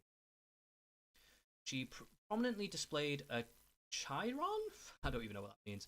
At the top of the screen, it stated, "Watching Hassan content nuke from Ethan Klein." Again, that's whatever. During Denim's group viewing session, Denim's responds to a chatter by stating, "Unfortunately, we are watching the Ethan nuke." Immediately after a group viewing session of the nuke, Denim states, "Well, guys, if you enjoy not giving any views to that terrible video, follow, subscribe, and throw a prime if you like the content. You enjoyed your time here. I appreciate you guys tuning in with me because I'm going to be honest, I did not want to watch that myself." I don't know. It's still there. I still think there's a bit of plausible deniability. The most damning part of it was, we're not giving views and don't give views, right? That's the most damning part of it. Tanker says, "Why hate Ethan? The guy has pretty milquetoast average opinions on things and generally hasn't gone for the throat like Destiny or other streamers up till his nuke dropped." Yeah, I don't hate Ethan at all. If anything, I'm loving his kind of like anti-hero arc at the moment. I like that he's coming back into his edgy roots a little bit more, and he's got a bit more of a spine, and he's stopped going down this kind of progressive road that was kind of neutering him. He was basically kind of becoming like a content eunuch, so to speak, as many people do when they go down that progressive rabbit hole. But now he's kind of back on track, and he's like not pulling any punches. Sometimes his crew do rein him in on certain things, and to be honest with you, I actually kind of wish they wouldn't, because obviously they're a little bit more progressive than he is, maybe traditionally. But you know, it's whatever. It's whatever. They probably do keep him out of trouble. To be fair, it probably is for the best overall. So anyway, later after streaming, I found out I got signal boosted by Hassan. Has scored a subreddit that what is called H3 Snark, and I know all of us people didn't want to give the video another view, which is why they watched it with me. Probably a lot of people, because they ended their H3 show immediately before releasing the video. Says blah, blah, blah, blah. So yeah, just more quotes, kind of outlining that she did have some idea of trying to take views. They still haven't said how much commentary she gave on the video. Denims begins her group viewing session of the nuke 1 minute after the nuke was released to the public. So she actually, wow, so she actually did the stream as it went live. So this is as people are watching it in real time. So this is a bit like going to a movie on the first night of its premiere with a fucking HD camcorder and then putting it on Pirate Bay the same night, right? It's kind of like closer to that thing. I mean, it's even closer than that, but it's more or less the same kind of vibe, right? Get what I'm saying? So that was a minute after it was released. The timing of Denim's group viewing session, the nuke demonstrates she did not pre-screen it to formulate her opinions prior to the broadcast. Rather, Denim's timed her group viewing session to occur immediately after the nuke was released. Capitalize on this. The nuke and siphon as many viewers away from its original release. That is okay. That's actually very much more in their favor, because I didn't know that. I didn't know she'd done it literally just as it came out. I thought she maybe did it the day after or some shit like that. She was like, okay, we don't want it to get any more views, right? But now in context, they probably should have led with this point first and then did the other points, because then it kind of bolsters the idea that she was taking the views. I mean, it still works, I guess, but if I was the lawyer, I would have put this first, probably. But as possible away from the original to herself. In other words, her priority was to personally and financially benefit from providing a substitute for the original. Any commentary and criticism was mere afterthought. On 74 separate occasions, Denim's group viewing session consisted of watching the nuke for 30 seconds or more with no commentary whatsoever, or at most an unintelligible word or phrase. In total, these excerpts comprised over 70 minutes of the nuke, i.e. 70% of its total runtime. So 30% was transformative. Is that kind of what we're getting at here? And so, okay. The poverty of Denim's commentary, coupled by frequently showing long, unadulterated portions of the nuke, further demonstrates that the overriding and dominant purpose of Denim's viewing session was to serve as a substitute for the original provided. See, I don't know. If Denims can get a good lawyer, I still think there's a case to fight against that on these grounds, because it's not the same as the other video. The other video, she added like a minute of commentary. 30% is still somewhat sizable. But then again, he needs to contrast it against the actual runtime of like her commentary that was specifically to do with the video and then when it ended, right? Because she may have streamed for longer on that VOD afterwards, so you can't count on necessarily on the total runtime of the VOD, right? That's not a good way of judging if this is fair use or not. The way to view it is, what is the runtime of her specifically watching this and getting to the end of it, and then maybe her closing comment. That right? That would be how I would judge that. For the majority of her group viewing session, and I guess these are like how long she actually spoke for, or is this? Denim's group comprising 37 of just the. Oh, okay. No, this is just showing all the breakdowns of when she's not talking. But yeah, I don't know. I don't know about that. I don't know. Sorry, this chat, it doesn't always fully refresh itself properly. So if you are engaging in the chat, I might not always see it straight away. I'm refreshing it every few minutes just to make sure I'm up to date.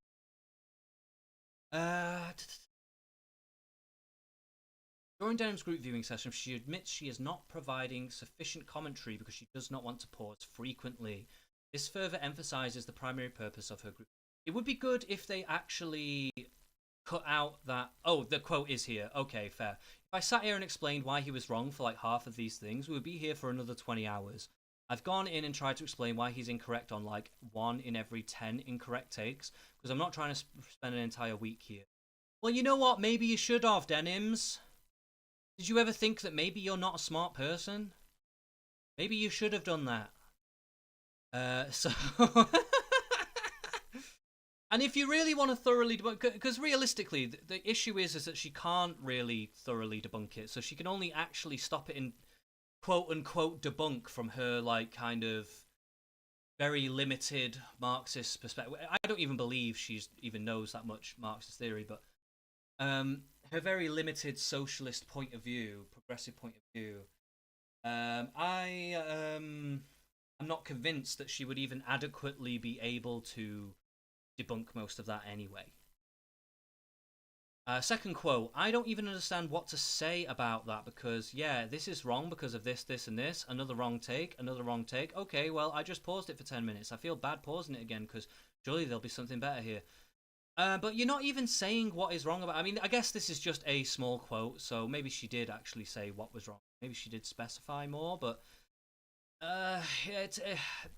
just from what I'm seeing here, it's not looking very good in terms of like just even her analysis in general is just like very, this is wrong, but no real explanation. It's like that's just like bullshit on its face, right? So Denim's admission that she failed to address the majority of points raised in the nuke is self-evident. It further emphasizes that Denim's primary purpose was to host a group viewing session.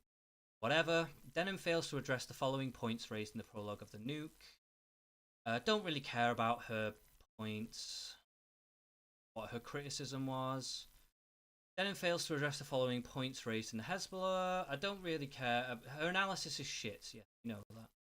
Denim fails to address the following points raised in this part.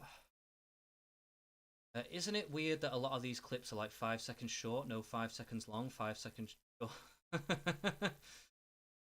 This statement reveals Denim's complete and total ignorance of fair use, particularly in the concept reaction videos, but also it would kind of be irrelevant, especially if it was Hassan's stuff, because he does give free license to use his clips anyway. So, when Denims does speak during her group viewing session, most of her statements are brief, particularly in relation to the preceding segment shown on the nuke. No critical bearing. That's a stronger argument because it does have to be relevant. A lot of what you're saying in the video to transform it does have to be somewhat relevant to the video as well. So that would be a good point. On numerous occasions, Denim makes utterances that are completely unclear. Denim spends time speaking with her chat about topics completely unrelated or minimally related to the nuke. Denim spends time discussing unrelated topics, such as meme and other crap, I don't really care, Marvel Rivals. Denims frequently makes superficial comments with little to no elaboration, such as a nuke resembles a high school project or middle school project. I mean, what does your stream resemble, Denims? Like, what the fuck? What are you talking about? These people just have no self-awareness whatsoever. Since Denims did not pre-screen a nuke, she frequently expresses confusion about a particular excerpt a nuke she watched. Denims does not pre-screen the nuke. She frequently makes comments that are later contradicted by the nuke itself. Yeah, because she's obviously ignorant. In the section, the nuke discussing Hassan's apologia of China's genocide and enslavement of the Uyghurs, she claims that Ethan fails to point out how Hassan is wrong. Shortly after making these comments, the nuke provides the evidence that Denim's claims were absent. Seeing the evidence, Denims just expresses confusion. Alright. My narcissistic, what do you call it? I can't even think of the word. Cognitive dissonance is kicking in. I'm confused. I don't know what you're really saying anymore. Yes, this is a classic narcissistic thing to do, is like people suddenly can't remember or they act like they're dumb all of a sudden. Like, yeah, they're hearing it new, you know? Yes, this is what gaslighters and manipulators do. In the section discussing the type of fans Hassan attracts, such as the online content creator dating money, Denims claims that dating and money is not a Hassan fan. Okay, this is again a fucking tangential point.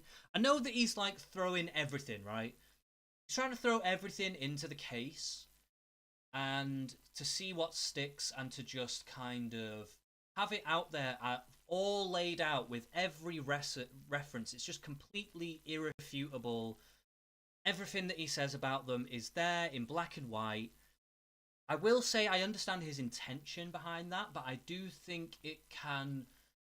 If this comes towards a jury or a judge, I do think a lot of this will be either thrown out or be refused as evidence, because it does seem tangential or irrelevant, to be honest. So, in the section discussing Al-Haddad, Denims claims there is no evidence demonstrating he is a member or supporter of the Houthis, even though he is.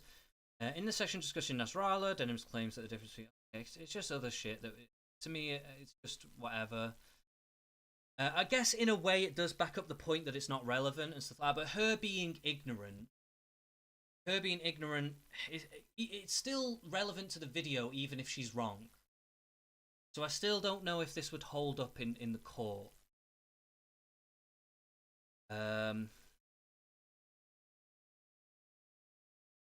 So inconsistent Twitch bans. Sorry, I'm trying to get through all this because I am going to try and finish the stream soon.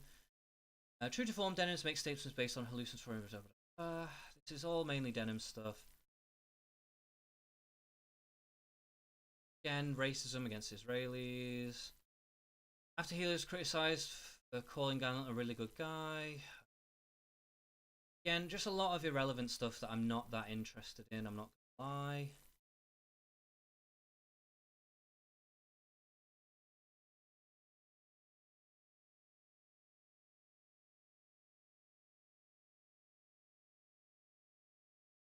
So he's just kind of refuting a lot of their points. Which is fair enough, like, totally do it. I just don't think it helps the case, to be honest. I just don't... Maybe some of these points might help the case, but a lot of this doesn't help. Oh, okay, we're on Frogan now, are we? Sorry, I just missed that, where it's over. Frogan. No, we're still on Denims here. I don't see, like, a change in the, whatchamacallit?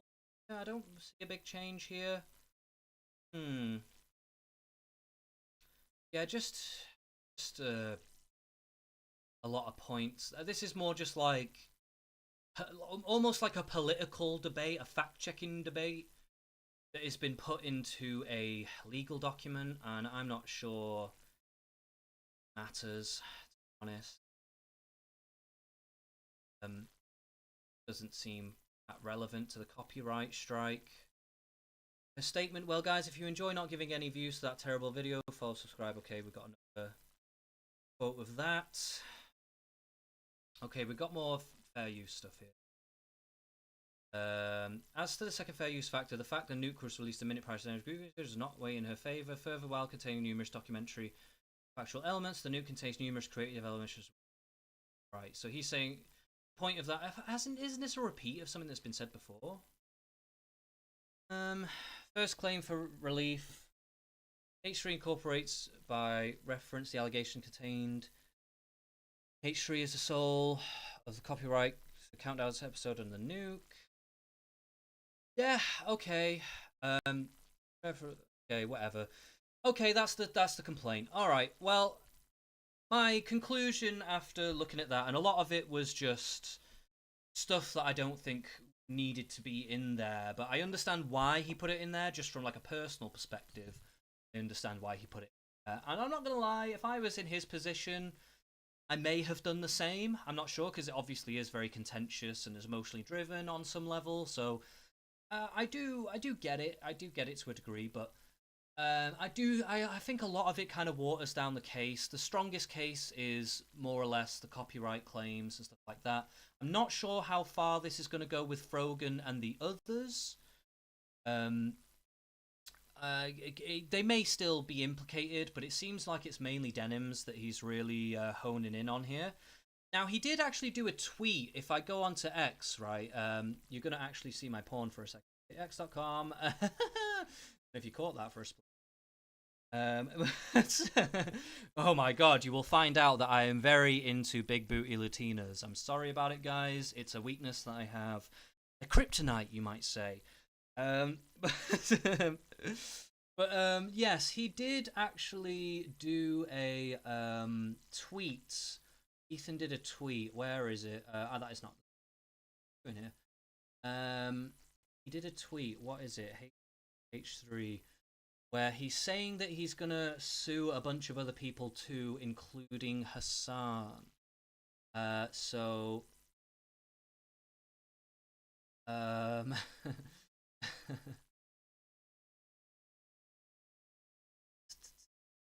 so he said a few other things. We'll cover some of these tweets here as well. We'll cover some of these reactions that he's done.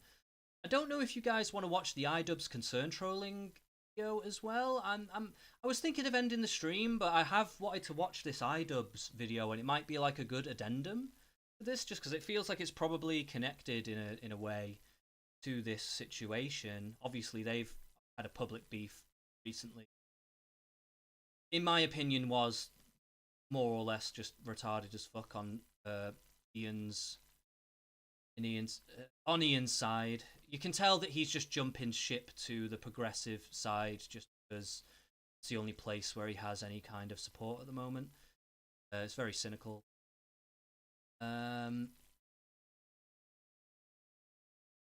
Okay, so there is like a lot of Fallout stuff that he has been retweeting here. Our man Chud Logic, who actually had my video about my homeless situation. He actually streamed that on his stream a few days ago on Thursday. Very, very lovely of him to do that. He didn't have to do that. He was very fair with me. He did take the piss out of me. It's Chud Logic. Come on, guys. If you know Chud Logic, you know that he is one of the biggest flamers. He's one of the biggest. What would you call it? I can't think of the word. Like a kind of a public humiliator. That's not really the right word, though, is it? Like, not a prankster.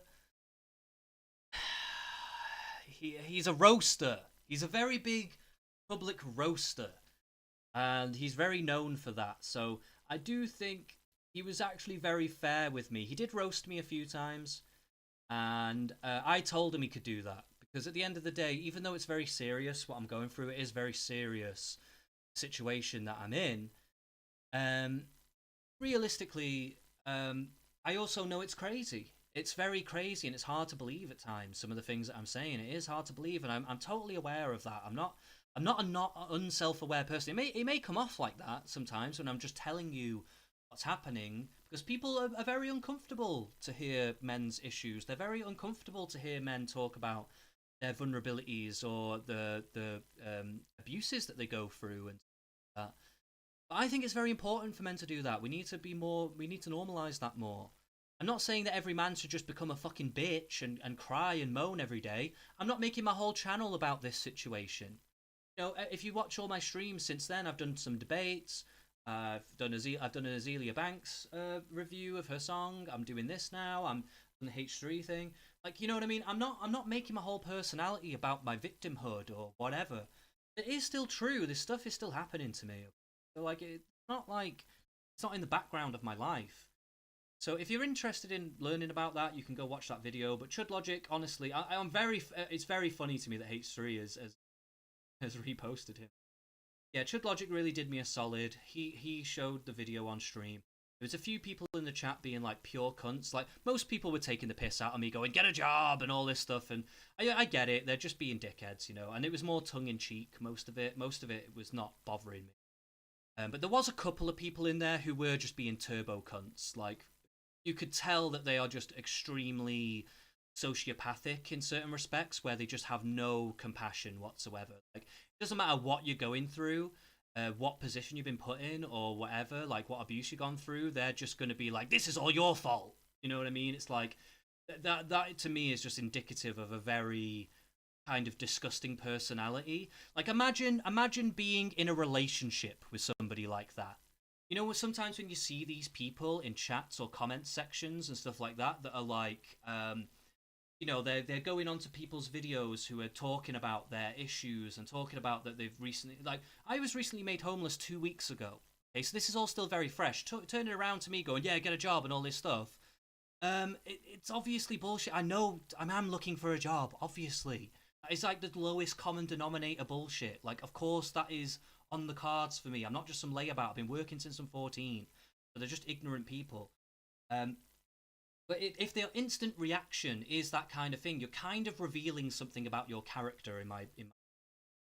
You're revealing that you have a deep lack of compassion. And if anything, it says more about you than it says about me. No two ways about it. Anyway, I'll stop ranting about all that now. Sorry, it just came up because I just saw Chud Logic there getting reposted, and yeah, so I just had to mention. Anyway, where is this tweet? Maybe he's taken it down. Shit, has he taken it down? He might have deleted it. Fuck, might have actually. It looks. Had a tweet where he was like, "I'm suing all you other guys next." Oh, because I swear I reposted it as well. Did he actually do it? I'm getting the feeling he actually.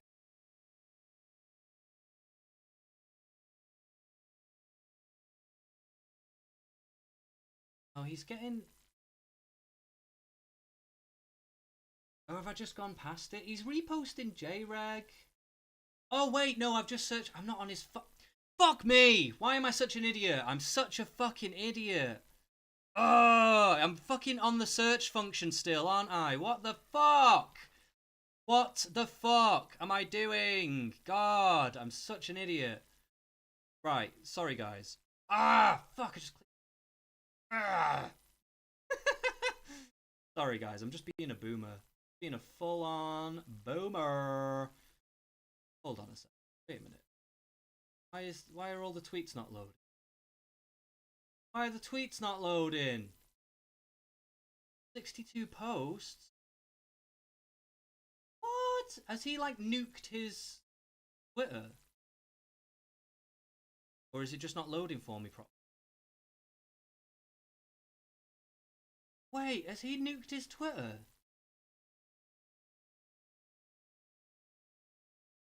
Or is this just not the right one? Million followers. This can't be real. Has he actually nuked his Twitter? Or is it just not showing? Why is this not showing up? What the hell? Fired from Twitter. Oh, you're joking. Joking. I swear to God, I reposted this. I'll go on my... This is pissing me off because I feel like I'm going insane. I swear to God, he had one. Lau says, the fact Denims is going to have to pay a lawyer to read and respond to all this is hilarious. Yeah, it is hilarious. Tomfoolery! Tomfoolery, welcome to the chat. Well, thank you for joining us. If you'd like to talk at some time, I would like to talk. By the way, Tom is fair, we know. And I feel like you should have leaned into that at the time, but hey, you had dealt with it however you dealt with it. That's up to you, fella. That's up to you, but I felt there was an opportunity to lean into that. That could have been your catchphrase. That would have been pretty funny.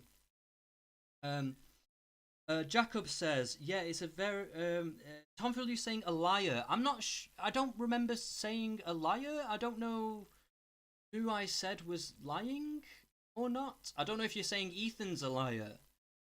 I'm not sure what you're saying I'm a liar for saying that he said this thing. I don't know what you mean by that. Jacob says, yeah, it's a very concerning how inhuman people are on the internet. I wish you the best, man. I think Ethan Klein left Twitter a while back. No, he was posting recently. He was posting recently, I swear to God. It was after, it was after that. Ah, here it is. Here it is. I said earlier today that he'll go after more of these guys, and I was totally right. If he actually does this, it'll be so epic. Oh, it's the parody account. Fuck, I got baited by the parody account. I didn't fucking read it properly. Fuck. No. Okay, guys, that's my bad. That is my bad. Fuck me. Fuck me. I didn't read the full title. Why am I such a moron? Okay, all right, scrap that, guys. Scrap that. He may still do that, but okay, yeah. But that's just a parody account. So, you know, there's a very slim chance that could actually be him, and he's just using parody as like a kind of smoke screen to say like, oh, it's not me, guys, but it's me. Hard to say on that. I'm not gonna say that is the case. It probably is just some guy. Right, sorry, I've got a few chats here, so I'm just gonna run down some of these chats. Ethan stopped using Twitter after Elon bought it. Yeah, that's right. Yes, of course. You are right about that. Sure. Tom Fruley says, yeah, tons of people in these communities are unhealthy and obsess over random content creators and just make stuff up to stir up the pot. Yeah, for sure. That's definitely true. 100%. Yeah. I know you've experienced that firsthand, so totally get that. Tom Fruley says, Ethan left Twitter. Loud says he posts all this stuff on Instagram now. Ethan's posts all this stuff on Instagram. Tom says, I should have leaned into it. Tom is fair has been a motto in my channel for years. We have emotes and songs that say Tom is fair. Where do you think? Oh, right. Okay, sorry, mate. I'm not like a big watcher of yours. I'm not gonna lie. I know who you are. I've seen some of your debates in the past, and I've watched some of your content many moons ago. But I'm not gonna lie to you. I don't follow you all the time or anything like that. So I wasn't as aware of the law there. But it seemed like when that stuff was, because I'm a Trudlogic watcher, okay, and when that stuff happened, he was covering it, and that was a thing, and it seemed like you were kind of against it, and when people were saying the Tom is fair stuff, you were like banning people and stuff. So I thought it was, my impression of that when that was happening was, oh, this is like a kind of, you're like against it, you're feeling embarrassed or something by this thing, right? And I felt like it was a shame because I felt you could have lent into that and kind of turned it around rather than like banning people for saying that stuff or whatever. But now that you've given me that context, okay, that kind of changes my opinion on it a little bit. So fair enough. That's completely fair, mate. I'll admit that like I'm not a fucking expert on every single person that I watch. All right, I'm not trying to sit here like I am. So, Lao says production strikes again. That parody account is the best. Again, I don't even really I think I followed the account because I legitimately thought it was Ethan. I didn't realize it was an actual parody account. So that's my bad, man. Sometimes I'll just read the first part of a thing and go, okay, it's this guy or whatever, and I don't always pay full attention. And that is my issue, guys. That is definitely my issue. Okay, I'm a human being. Okay, I do make mistakes. Tom Fruley says, yeah, fair, no worries. When what stuff happened? It was to do with It was when Chud Logic and everything. It was to do with that Kelly Jean or whatever. I think it's a little hazy because it was like a year, maybe even longer ago now. Fucking hard to say exactly how long ago it was, but it was a little while ago, and it's something to do with Kelly Jean. And you said some very, I would say, to be honest with you, it was very like tame, like kind of flirty, lewd stuff. I think you were saying some stuff about her boobs or something like that. And I'm not gonna lie, mate, I did not find it to be that controversial at all. Like, Kelly Jean is purposefully using her assets, shall we say, to, you know, cultivate viewers and whatever the fuck, and that's her thing, and whatever. She even admits shit like that, right? So I'm not gonna lie, mate, I just don't fucking think it was that big of a deal, and people were really blowing it out of proportion, trying to make you look like you're some like mad creepy guy. I will say maybe you need to work on your game a little bit. I know, you know, maybe you need to work on like how you actually approach women or how you talk flirtatiously. You could probably work on your technique a little bit there, but other than that, like, it was just whatever, man. Like, people were just going crazy over nothing in my. Tom Freely says, if you're from Chud's community, I'd assume you're talking about the alt accounts or something. Yeah, there was stuff to do with your Reddit alt accounts. Again, I don't care about that either. You were trying to game the algorithm. All the power to you, mate. Game the algorithm all you want. I don't give a shit. But there is, I think it was a little weird that you were trying to, like, back up your own arguments with alt accounts and stuff. I understand the temptation to do that. I do understand the temptation to do it. So I'm not going to sit here and demonize you for it. I'm not going to be like, oh my god, you're just the worst person ever for doing it. Like, don't get me wrong, mate. We've all thought these things. We've all thought, like, oh, maybe I should just come in and, you know, maybe I should make it look like there's more people on my side or whatever. Or maybe I want to make an argument that I wouldn't normally make on main, but I want to make it on a different account, something like that. So I get the temptation, mate, and you fell into that temptation, whatever. Again, it's just not an egregious crime, in my opinion. It's just not any kind of egregious crime. And most of the time, it was just superfluous comments where you're obviously just trying to game the algorithm by getting more comments and getting more eyes on it. So I don't blame you, mate. I just actually don't blame you. We're in a fucking content generation world. You're trying to make it like everybody. You're actually trying to make it as a streamer. I'm probably more of a hobbyist, more or less. So, you know, at the end of the day, like, you just got to do what you got to do. As long as you're not hurting other people in the process and, like, going after people, which I don't think you were doing. So, you know, as far as I'm concerned, it's whatever, man. Who gives a fuck? Like, seriously. Tom Furley says, oh, the Tom Tent stuff. Oh, I leaned into that hard. The whole F her. Yeah, again, I was getting the info more or less from these streams. I wasn't really watching you at the time to know exactly what your full thing was. So, you know, I definitely have a bias, a perspective on that for sure. Like, I'm not going to pretend otherwise. Jacob says, oh lord, I haven't heard of Kelly Jean in a long time. Yeah, we do try to forget, but somehow her breasts seem to inject themselves into every situation. Tom says, yeah, lol, it wasn't me, but Chud doesn't show the people saying it's their account. Maybe it is their account. I don't know. I don't know what your situation is, mate. I definitely, I'm not gonna lie, I'm sympathetic to the idea that you were doing that, okay? But if you weren't doing it, either way, I don't care. Just either way, I don't care. I don't care if you were doing it. I don't care if you weren't doing it. Either way, it was superfluous bullshit to me. So it's irrelevant. But if you want to chat sometime, hit me up. Yeah, sure, Tom. I'd love to come on. It'd be fun to just talk to new people. I'm always interested in talking to people. I'm happy to talk to you today if you want to talk today.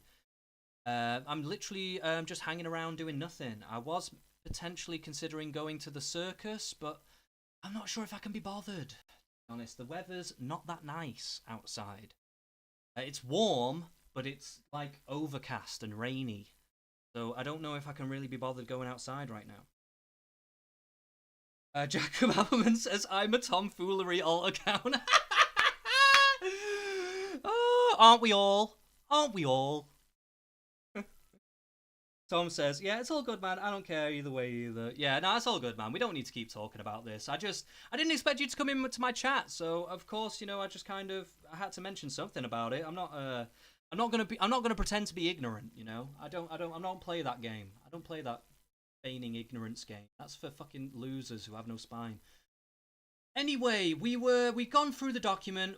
We've gone through Khuiman's somewhat misguided point of view. I don't know if, Tom, you saw any of the beginning of the stream. I went through Khuiman's line of thinking on this. And just for those who didn't get to see that part of the stream, I'll just summarize it very quickly. He thinks that H3 is more or less culpable or morally wrong because he purposefully used the nuke as a means to entrap people, more or less, right? He accurately predicted that people would steal the content, right? And try to subvert the views. He accurately predicted that before he even put it out, right? He registered it with this fucking Library of Congress. He did all this stuff before he even released it. So he accurately predicted that they would do this. And Khuiman is saying he's morally bad for that. How could he do that? That's a horrible thing to do. Blah, blah, blah, blah, blah. And I'm saying, no, this is actually what police do. They do bait bicycles, they do bait cars, they do sting operations where they posit themselves. One way they entrap people, more or less. So if you're a prolific bike thief, they'll put an unchained bike in a road somewhere and monitor it. Then they'll see you come down the road, pick up the bike, and then they'll chase you down the street and they'll pull up in a car. Same with the bait cars, same principle. And this is to deal with people who are committing these infringements, committing these crimes. So because he accurately predicted that, it doesn't matter if he did it on purpose. It literally does not matter if he did it on purpose. It's an irrelevant point. Because if these people actually transformed the content and weren't trying to subvert the views and actively saying that publicly and creating systems where they're going onto separate platforms like YouTube, like Idubbz YouTube and all this stuff that pirates YouTube content, and then to watch it as well, like this, and then also doing it a minute after it's even been released, all that kind of stuff, right? This is the point, is that like it doesn't matter because they are still in control of what they're doing. If you do a bait car to try and catch car thieves and the car thieves don't take the bait of the bait car, guess what? They don't get fucking caught. They don't end up with a fucking court case, right? It's as simple as that, Khuiman. It's literally as simple as that. So, to be honest, I just find you kind of misguided on this point, personally. And you're trying to have some moral indignation about it because you've recently come out as like an anti-Zionist and all this stuff, so you want to go against Ethan, want to be outraged. I get it, mate, but you're actually just wrong, fundamentally, on this point. So Tom's saying, well, I gotta head out, but my Discord link is in all my descriptions. If you want to talk, message me. I'll be on tomorrow. Okay, mate, I'll give you a message. I'll join your Discord. I'll give you a message, and maybe we can sort something out for tomorrow. I'll stick around for the summary. Yeah, that was it, mate. that was the summary. That was the summary of Khuiman's position, more or less. So I might watch I'm going to watch the Idubbz thing next. I'm not going to go back into Khuiman stuff because I think I've just fundamentally destroyed his argument. That's his main argument. That's the argument he's going to be using while he's watching Ethan's content here. I don't think there's any need for us to watch it. I already watched Ethan's content yesterday about the lawsuit. So if you want to watch that, you can watch that. But yeah, I don't think we need to go into this. And like I said earlier, if you do go back and watch the rest of the stream, you'll see that I do actually agree with certain things that Khuiman says. But fundamentally, his fundamental point is flawed and wrong. And yeah, he's just wrong. He's just wrong. There's no other word for it. Jacob says, when Chris Hansen predicts predators will come, it doesn't make them innocent. Exactly. Exactly that. If you're some fucking pedo talking to a 12-year-old that turns out to be a fucking brick shithouse 34-year-old geezer showing up giving you a fucking slap behind the bike sheds, that's on you, mate. That's on you. Don't be running around crying the victim after. Tom Foolery says I got a good take. Yes, I know it's a good take because I'm a very logical person. Very logical, very smart person.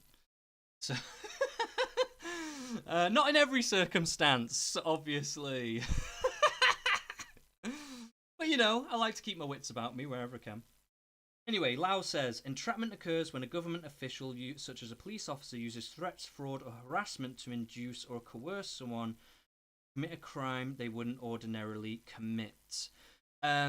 Yes, so, okay, let's just define the legal terms here a little bit, because I was being very loose with the term entrapment there. I was being way more colloquial than I was specifically legal in the way that I was saying that. I do understand the legal term entrapment, and I do understand that there is a more nuanced, a specific definition for what entrapment is. But when I was saying entrapment there, I just meant setting up a trap. That's what I meant. Setting up a trap in of itself is not necessarily the issue, because if they're not coerced or harassed or like kind of in some other way kind of like forced into it, then it's not entrapment. So the way that they do it with the pedo stuff is they don't message first. They make a profile on a dating app where they look young, and then they'll say they're 18 on the thing, but then the person will message them, start messaging them, and then they'll say, oh, actually I'm 14, but it wouldn't let me say that, right?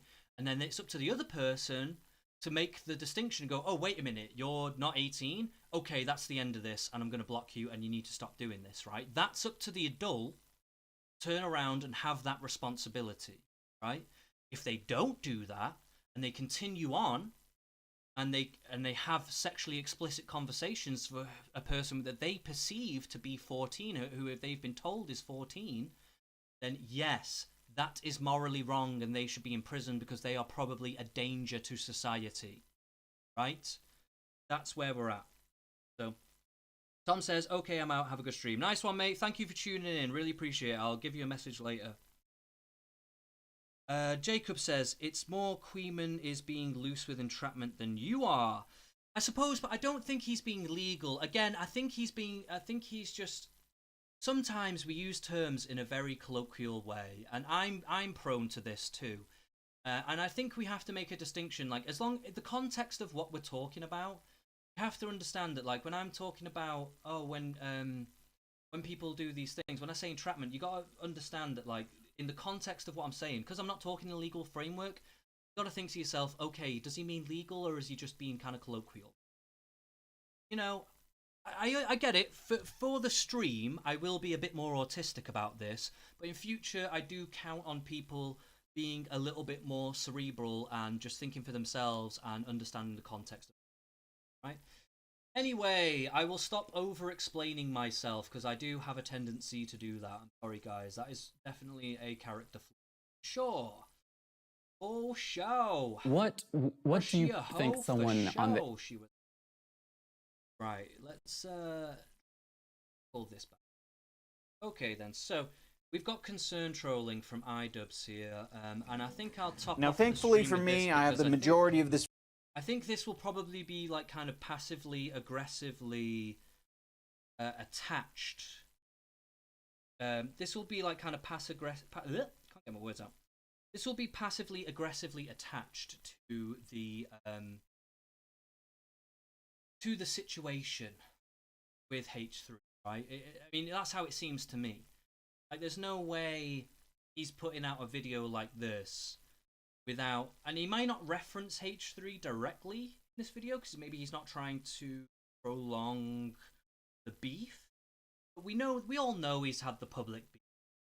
We all know that he's now on Team Hassan. We all know he's part of, like, the weirdo progressives who are all just, like, narcissistic and ignorant and whatever.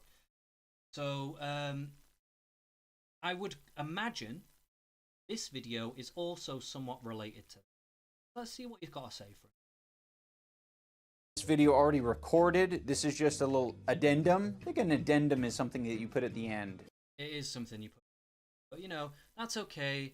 Just reveal how stupid you are within the first 8 seconds of the video. That's okay, my guy. But this is a pre-dendum. I'm throwing in a little... Okay. Now you had to look up the Google. Pre-dendum Something that I've been struggling with for a long time on YouTube is concern trolling. The thing that I really struggle with is not identifying concern trolling. The difficult part of it is when there are people who have authentic concern out there and the concern trolls are concerned over the same thing. So I'm like, oh fuck, I'm giving in to the concern trolls by addressing, you know, this segment of the population or this segment of my fan base who have genuine concerns. So I don't want to let the trolls inhibit my ability to communicate to my fans or people who are... Right. See, my understanding of concern trolling, okay, I can see that there is an overlap, yes. There is perhaps an overlap there, but I always found concern trolling to be like more explicitly disingenuous.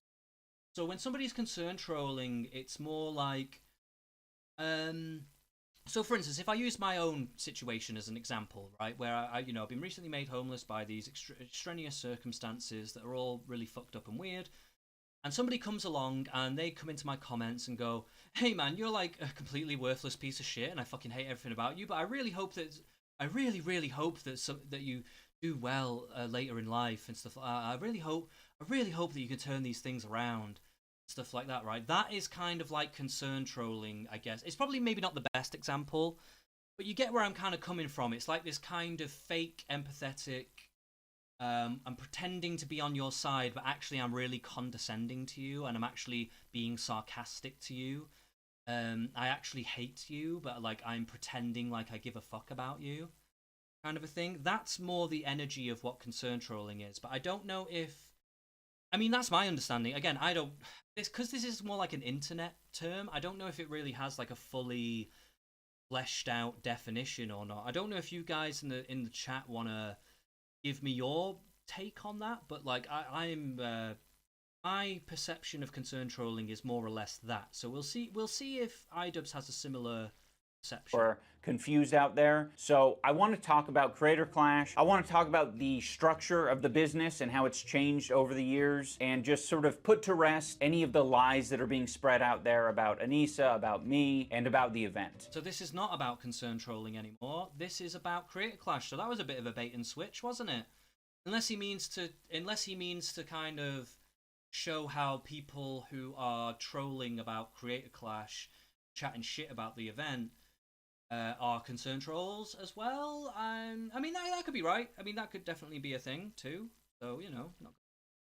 My main incentive for sharing this information is that I have felt extremely handcuffed by Creator Clash these past years because I'm not an expert communicator and I don't know how Really? You're telling me, man. You're telling... Wow, what a revelation that we just have come across right now. What a revelation. Almost like the revelation of having no empathy and displaying that at every turn. Even when you're pretending to have empathy.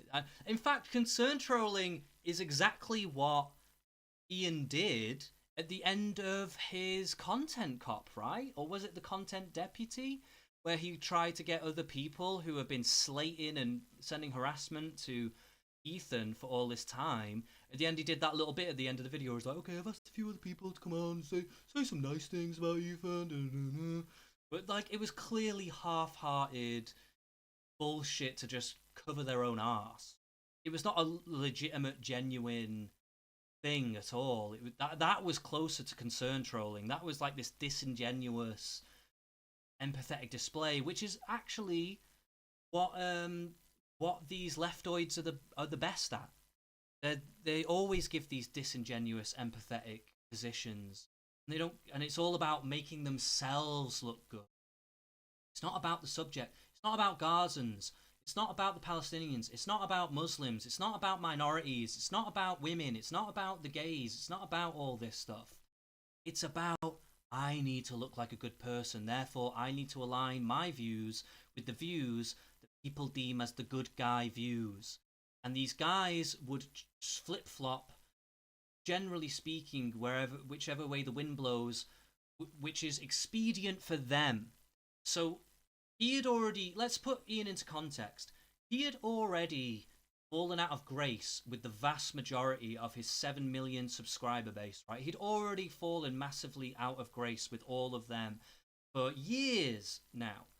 So he has no real room to bring himself back, realistically, on that side. Like, he has no room to bring himself back. Also, he, in his personal life, his wife is more on that progressive spectrum.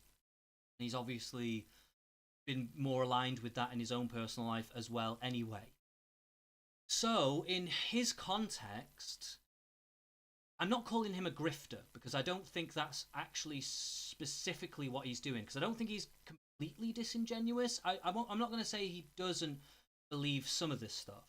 However, it's politically expedient to him to align himself with someone like Hassan and all this kind of stuff, not only just politically, but also career-wise, all that kind of stuff, rather than the right wing, because obviously he's just completely fallen out of love with all this stuff, just in terms of how his life trajectory is. So I find it a little disingenuous. I find it a little disingenuous that he's kind of pretending he's not like part of that. So we'll roll that back a little bit here. We'll roll that back a little bit just so we can make sure we're getting the full. I think I did just go on a rant and maybe actually that I have felt extremely handcuffed by Creator Clash these past years, because I'm not an expert communicator and I don't know how to understatement of the year. Convey things, not over communicate, not do all these things that potentially put the event at risk and put other people at risk. And that's kind of why I wanted to step away from this event. It feels. See, the thing is, yeah, you don't need to be an expert communicator to be able to run these events well. You just need to understand how people work. I think he just fundamentally doesn't understand how people work. If you have empathy, by the way, it's a lot easier to understand how people work. If you don't have empathy, you might struggle. So, the idea being that when it came to Creator Clash, right, there's an inherent element of competition. There's an inherent element of machismo, even for the women, of course, obviously, as well.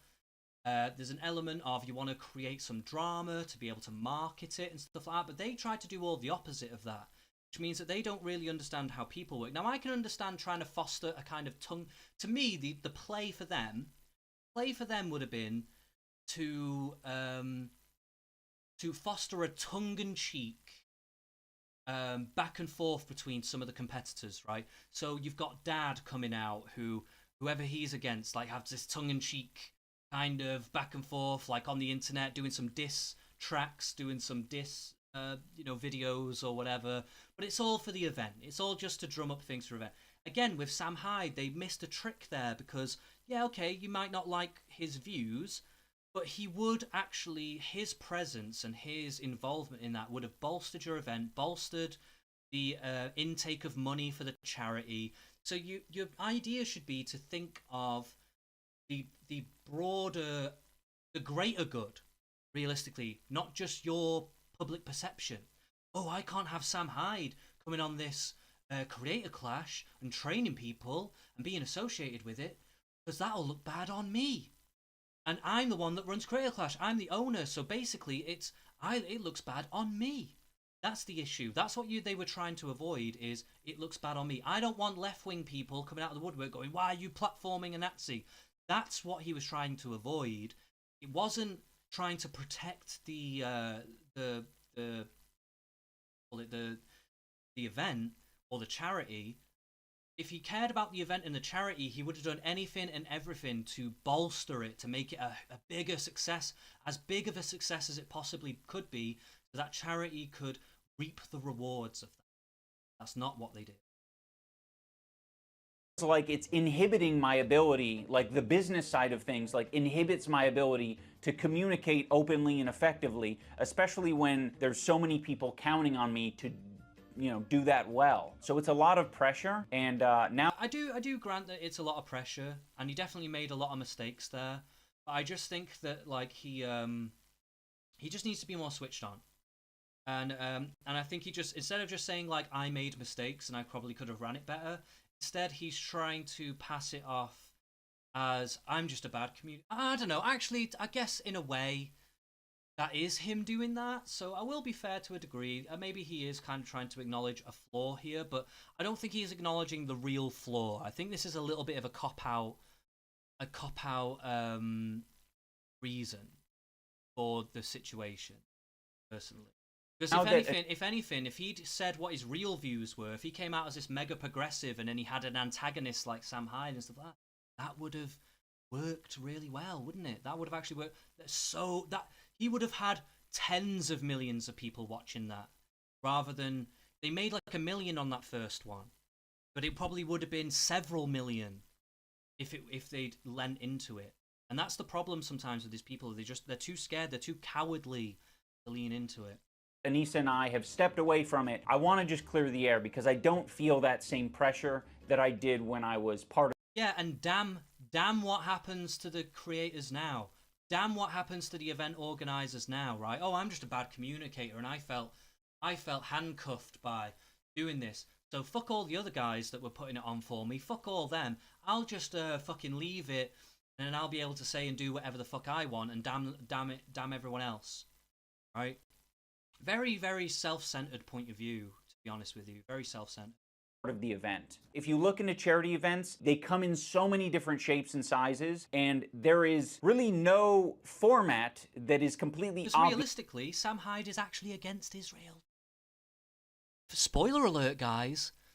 Sam Hyde is against Israel too. Now, there may be reasons for that are unsavory to some. Okay, so, you know, I understand you're rolling the dice with someone like Sam Hyde. You are rolling the dice. But if you really want to break it down, their points of view do actually somewhat convene, do they not? Obvious for creator boxing plus charity. For the first Creator Clash, we had the business model of after everyone has been paid for, you know, the expenses of the event, all profits go to charity. That was the business model, and it was successful. Thankfully, it worked out the first year. Now, some people will be critical of one of the costs being party. See what you would want to do. The party thing I don't care about too much, but I think it is more relevant for the second one, and probably he'll go into that. I don't mind that they did some, you know, party things to generate more interest, get more donors in, more high-profile people, all that kind of stuff, network, whatever.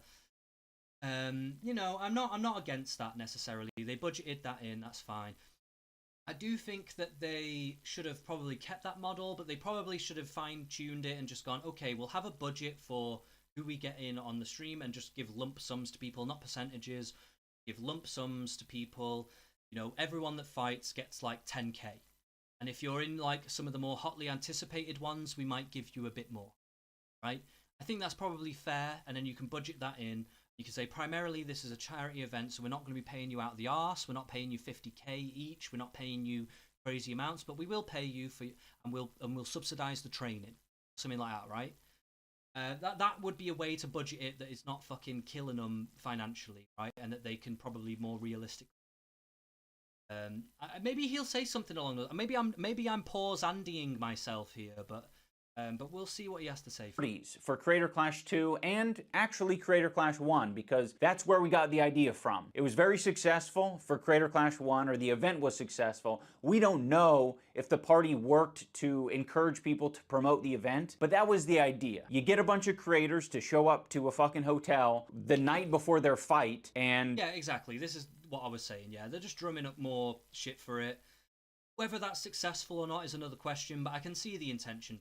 They're going to post about it on social media, and the internet will be abuzz. And the event was successful, so we thought that that strategy of having, you know, a little hubbub, a little hullabaloo before the event and after the event was a good idea. So we ran with that strategy again, hoping that creators will post about it and be excited about it and buzz will be generated, but it didn't happen. Or maybe it did happen, but it just didn't sell tickets. I would cross that off my list as a learning experience. Well, yeah, because you made fundamental mistakes in the first one. And you made those mistakes coming into the second one that people were hoping you wouldn't make again, i.e. the Sam Hyde situation. That is really the fundamental problem. And also, when you budgeted in this stuff, you didn't think about the potential returns on that. You were just willy-nilly spending. I feel like they probably more carefully budgeted the first one. In the second one, I think they took it for granted that it would be more successful than the second one. So they just kind of spent willy-nilly going, yeah, we'll make it back, don't worry. Yeah, we'll do all these parties. Yeah, it'll drum up interest. Not understanding, because again, they don't understand how people work. Not understanding that a big draw was Foggy Fresh and him having Sam Hyde in his corner training him, and the little back and forths, the videos that would be made from that. That was a big draw for this event, and him explicitly banning Foggy Fresh and banning Sam Hyde from the event and all this stuff. Those were the mistakes. Even though the first one was successful, it was still successful because it was still a fun, novel idea. And it was, I would even say, better than how KSI does it. I will actually give some credit. It was a better idea, a better way of doing things than KSI does it. But because KSI actually feels more like actual wrestling. I don't know if they're always actually doing real. There's an element to it that feels a bit pre-scripted sometimes. Not all the time, but sometimes it does feel that way. Anyway, but yeah, I liked the idea of Creator Clash. I actually wanted it to be successful, to be honest. But they just made the critical mistake of not leaning into having antagonists, having creating like a kind of legacy around these creators and their now boxing career, so to speak, you know? That was the way to go, and they didn't go that way. And once people realized that it wasn't going that way, that's when it tanked. Like, he just showed a picture of Justin Wang, who's a big Sam Hyde fan. So he probably went there in the beginning when they were first doing all the events, because Froggy Fresh was still on it then, and there was the idea that Sam Hyde was training him, and so he was probably intrigued and interested by that development, right? But then as it went on, and people realized that wasn't going to be the case, that's when people started to turn on the event. Experience of, well, if you do this strategy, you either got to force people to post about it, or you have to fucking I don't know, not do it. You gotta make sure that people are slapping each other during the weigh-in. That's probably what I'd change it to, because it's cheaper, you know? It's a lot cheaper if people slap each other during the weigh-in. I just wasn't about that. I was just like, I don't want this fake drama shit. I don't think you have to go that far that they're like slapping each other. You can lean into the personalities of the creators and drum up like a way to have a drama that would suit those creators and make it funny. Like, you know how what's his face? Why can't I think of it? Chris Reagan. You know, you can still have friendly banter. You can still make it antagonistic, but in a fun way. You can still be anti the fake drama without just trying to suppress it openly. You know what I mean? Like, I think their problem was that they were trying to create this squeaky clean event when that's not how this shit plays, especially on the internet, especially with Ian's history, especially with some of these content creators who do have a bit of a messier style or rough around the edges, they're edgy, you know, whatever. Really gotta be thinking a little bit more, gotta be thinking, just gotta be more forward thinking with this stuff. And I don't think he had that, the second creator that acumen to do. Clash, we used the same business model. This time we increased the budget, we had more fighters, we had a bigger arena, and more expenses in general. As a result of that, there were a lot more costs, and our ticket sales did not make up those costs. It seemed very obvious that this was not the way to run the charity boxing event. We told our business partners, we are not going to do this event again unless it can be promised to us that there was a way to guarantee money for charity. And the business model that was presented to us was, well, it's probably better to not like completely overestimate yourself with a budget that you're not really sure where it's going to end up. That's probably the move there, right? And that was like more your mistake. And that's not, again, they're not like, he's not really taking that criticism on board. I don't even know if he's had that criticism necessarily. He probably has. I don't think what I'm saying is necessarily that original. I would wager that he has had people say this, but it just seems like it's not really going in. This, He's not really seeing like how they were the architect of their own downfall. We're enacting, or what we did enact this year with Creator Clash 3, and that is the for-profit side of the business is unincorporated with the charity aspect. So the charity partner is its own fundraiser that we sort of like push people to, you know, before, during, and after the event. I think where some of the confusion is that many people don't understand how charity events operate, because to be honest, they're all very different. And with something like a charity boxing event, there's a lot of money that you have to front to put it on in the first place. And if you have an investor, you're able to do that. That investor is going to want money, they're going to want profit, but that at least gives you the initial funds to put on the event. There are other charity initiatives and events that allow people to spend money for a ticket and immediately get a product, and also their money goes to charity. Those are usually big fucking conglomerates, giant companies that can afford that cost because they're selling you other things. Some people have an idea of charity events as being like a strictly altruistic thing where everyone is just... Look, I'm not even sure this idea of separating the charity from the event is actually necessarily a good idea, because a lot of people may take it for granted that the profits of the event are actually just going to go to the charity, right?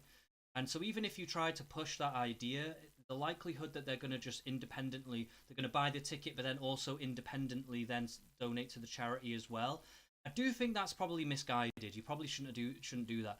What they should have done was keep the same model from the beginning, from the very first one, just not oversold themselves.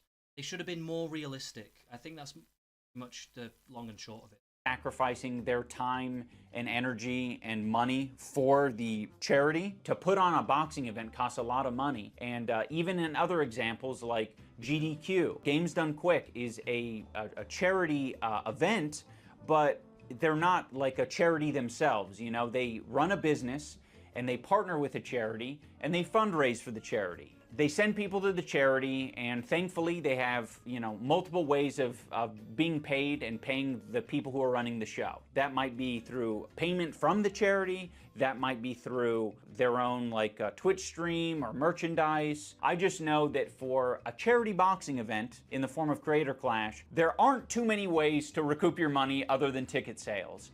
And that was obviously the biggest challenge of the previous two events. When it does well, awesome. But when it doesn't, it's a huge problem. It remains to be seen whether the for-profit business side of the event will be successful. But the main controversy, I would say, is that it was revealed with the change of ownership that Anissa and I, because we're 1/3 ownership of Creator Clash the business, that we were getting 34% of the profit share. We weren't anticipating this event doing well. Like, we wanted to do well enough to pay back the investors, of course. So that's one of the reasons that we were, you know, okay with the profit share thing. But another part of it as well is that the contract wasn't structured in a way that the profit share could just directly go to charity. It was told to us, like, you could just donate your portion of the profit share to charity after the event. So we were like, okay, fine. Now I know...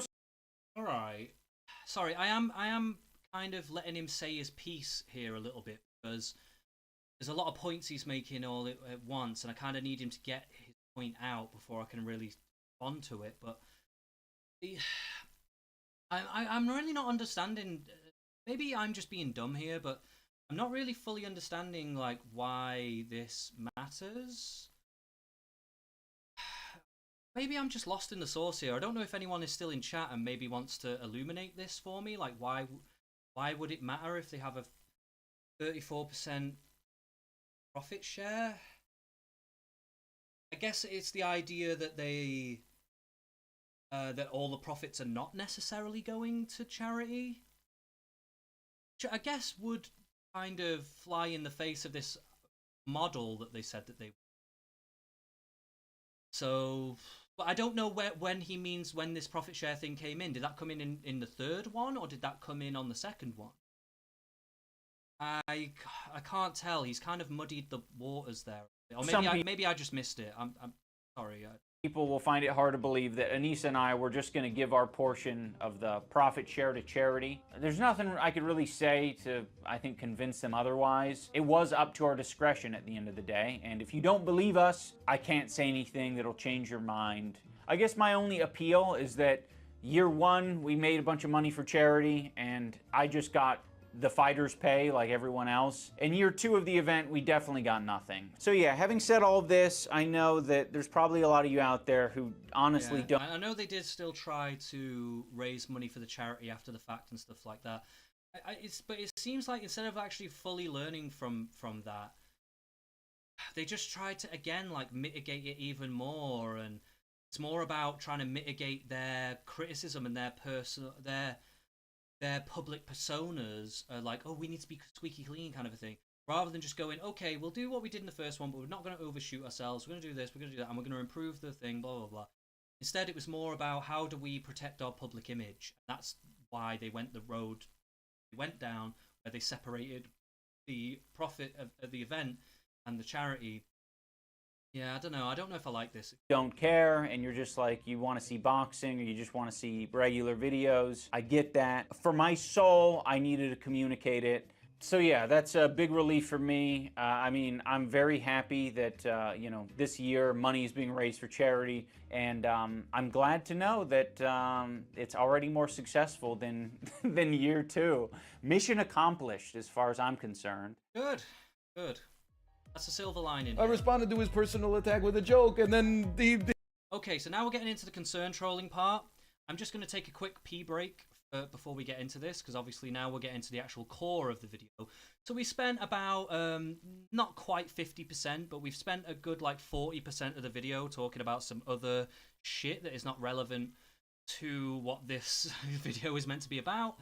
But, okay, we'll get into the concern trolling stuff. Just give me 2 seconds, I'm going to go for a pee. Won't be long.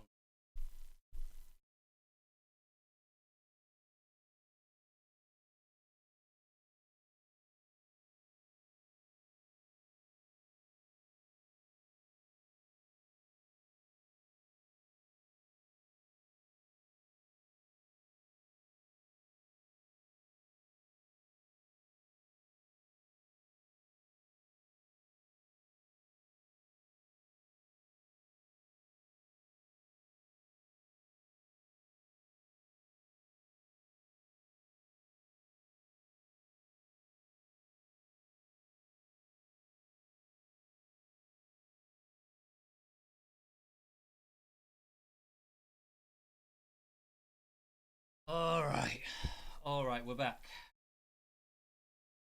Sorry, just had to relieve my bladder. I responded to his personal attack with a joke, and then he hit me with a concern troll. From the right, there's a lot of concern trolling around small businesses. This is the most boring kind of concern trolling. Get Snoop Dogg and Tupac to concern troll. Concern trolling. You need to address this issue, man, because you are offending the trans community. Shut up. That is such poor concern trolling. Lindsey Graham did a lot of concern trolling about this. His concern trolling is empirically wrong. Oh, dude, this is like... Already, I'm getting the impression from everyone saying these clips that he's putting in, I'm already kind of getting the impression that everyone who says the term concern trolling has a different idea of what concern trolling even is. So hopefully we get an actual... oh, hello. The cat is all getting on me. What are you doing? She's sitting on my lap now. And she's putting her ass in the air. I get the feeling that... It's not my cat, actually. It's my sister's cat.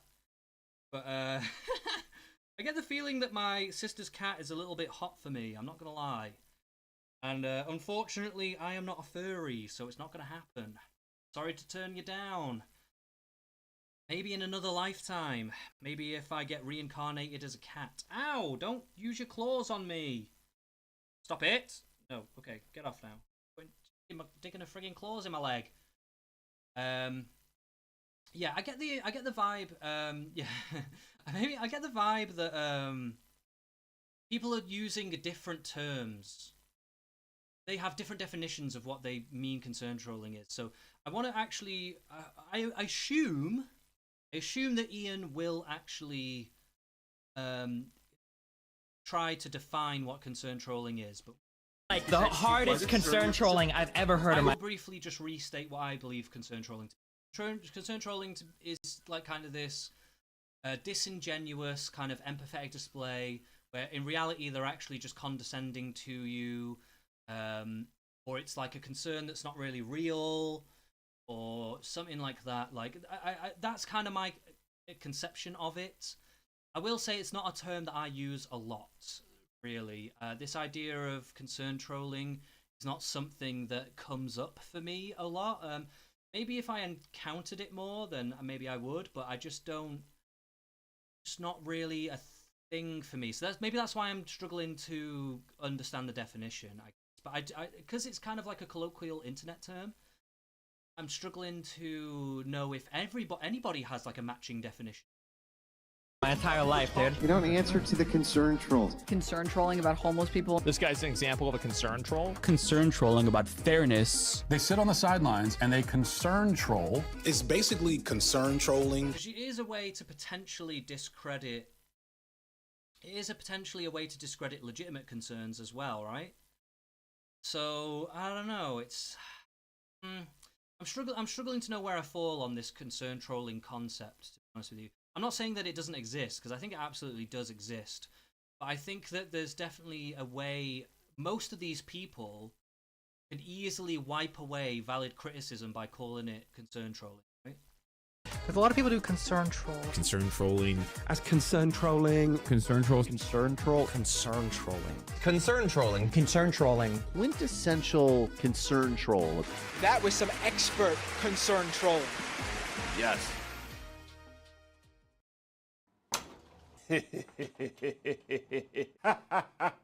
I've been working on my a little bit of that classic Idubbz humor that we're getting there. Oh, a little bit of a filter on the screen, a little bit of a chuckle. Wow, the wit and humor is just dripping. That is a bad pause, isn't it? Look at that face. Oh my god, he looks like he's having an aneurysm. Ooh, sorry, I don't mean to I don't want to be too mean. Laugh lately. But yeah, it's just very, like, so low grade, low tier, isn't it? Like, oh, this is the Idubbz humor coming back. Oh, ho, ho, eh, eh, eh. Like, hey, this is not funny. Or, okay, like, not funny. I'm trying to get it to a level where it's contagious. I haven't figured it out. I'll let you guys know when I figure it out. Oh, Hello, wow, everyone. You're so endearing and funny and witty. Such a lovely person, Ian. So amazing. So wonderful. You're the second coming of Christ, actually. Everyone, welcome back to another episode of Idubbz Complains. In the last couple of videos, I got a lot of comments. Now, I don't have time to read all 150,000 comments, but I also don't want to let down my audience, you know? I want them to know that I hear you. I hear your concerns, and I'm listening. I've put all 150,000 comments into the AI. Okay, that was actually a little bit funny, you know, the sarcastic. Okay, I'm listening, but okay, we know you don't give a fuck. That was actually, that did actually generate the smallest of chuckles. And I told it to condense it down into a singular comment that is representative of the whole. My hope is that the one comment will perfectly represent a small fragment of everyone in the audience. So okay, I'll take that at face value, because you can kind of do that. You can get a comment that does seem to reflect just the common sentiment. Okay, and if it does do that well, okay, I'm gonna say that is that's worth doing. But we are taking it at face value that this does represent that. Okay, he's picked it. We've got to take it on faith that it genuinely does. So we'll have to see what this comment actually is. So everyone is equally happy. Okay, hold on a sec. So I'm kind of lost. Who's Hassan again? But hey, it's cool to see a content cop after all these years. Still, I gotta say, something feels different, man. Did we lose the plot somewhere? I miss the old days, but whatever. Keep doing you, I guess. Anyway, peace out. I'm gonna go rewatch some Filthy Frank now. So is this an example of concern trolling? What's the concern here? I'm actually genuinely a little bit confused as to how this would represent concern trolling exactly. Oh my god, the cat! What are you doing? Why'd you keep jumping up here? I know she wants attention. This pussy wants some attention. You know? What can I say? Popular man. Go on the bed! Stop climbing up here, get on the bed. What are you doing? Sorry, I don't want her to keep interrupting the stream here. I'm trying to concentrate. She's like rubbing herself up on the laptop. Get down. Okay, yeah, I'm failing to see how this is the concern trolling. Like, it's like, what, okay, so he's concerned about that you've changed or something like that, and did we lose the plot somewhere? I miss the old days, but whatever, keep doing you, I guess.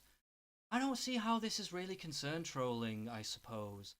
Unless the concern trolling is, it's appearing like they're on your side, I suppose. Because he is kind of appearing on his side. Realistically, he's saying you've kind of lost it. You've actually kind of lost it. It's kind of like disguising a criticism within like a kind of concern, I suppose. Personally, this actually feels quite ambiguous as a concern troll. Personally, I'm not sure I would see this as an egregious concern troll, but okay, now that I'm thinking about it a little bit more, I can see maybe what he means. I don't know if I would have picked this as the quintessential concern troll. I'm going to be honest, I'm a big fan of the one comment because I feel like it perfectly encapsulates a comment from like a normie viewer who maybe watched you 5 years ago, but you know, they don't keep up with the drama or anything. When I first started my research on concern trolling, I was trying to find... Let's read this. The action or practice of disingenuinely expressing concern about an issue in order to undermine or derail genuine discussion. Right, so I guess in his last video, I guess it wasn't relevant to say that. Yeah, I'm still struggling to see how it's a concern troll. Scholars on the topic. I know it hasn't been around for that long, but I'm like, surely there's someone who is well versed in the art of the troll.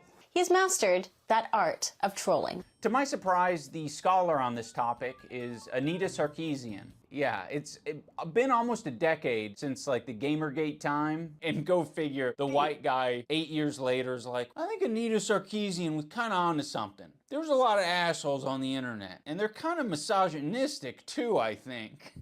Yeah, sure, they're also misandrous. There's a lot of trolls who are hateful in all manner of ways to try and get under your skin. It is what it is, man. Welcome to the internet. It's the Wild West out there.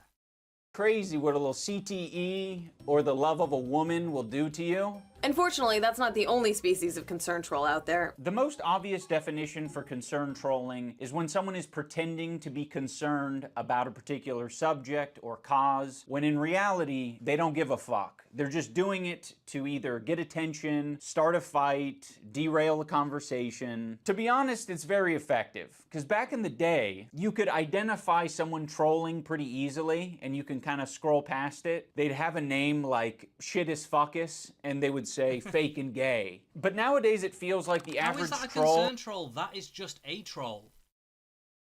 Oh, I guess he's making a distinction, but okay, sure. I think I just had a bit of a brain fart there. He's making a distinction between just obvious trolls versus concern trolls, right? Okay. Is going to give you a paragraph or two, and you will not be able to identify straight away. Okay, so he's written here what looks like his version of a concern troll. So this video honestly broke my heart. Not because it was bad, technically it was fine, because it just didn't feel like you were present. I don't know, maybe I'm projecting. There was this emptiness behind your eyes, like you were trying to remember how to act like yourself. It's like watching someone wear a Halloween costume, who they used to be. I miss when your awkwardness felt intentional. Now it just feels accidental. I hope you're okay, Ian, I really do. You don't have to prove anything to anyone, especially not the version of you. Okay, I guess that would count as a concern troll. That could also just be a genuine sentiment as well. This is why it's so murky. I guess this is why concern trolling is like such a insidious practice, because it's so hard to distinguish between what is the genuine and what is the genuine concern and what is the concern trolling. I'm struggling with it every time. Even these little examples that he's given, I'm struggling to see fully, is that genuinely a concern troll? Because I guess they're trying to take away from the content of the video or what he's trying to say and turn it back on him as, oh, you're just not the same anymore. So that's like a separate point to what the content of the content cop was. Yeah, okay. Yeah.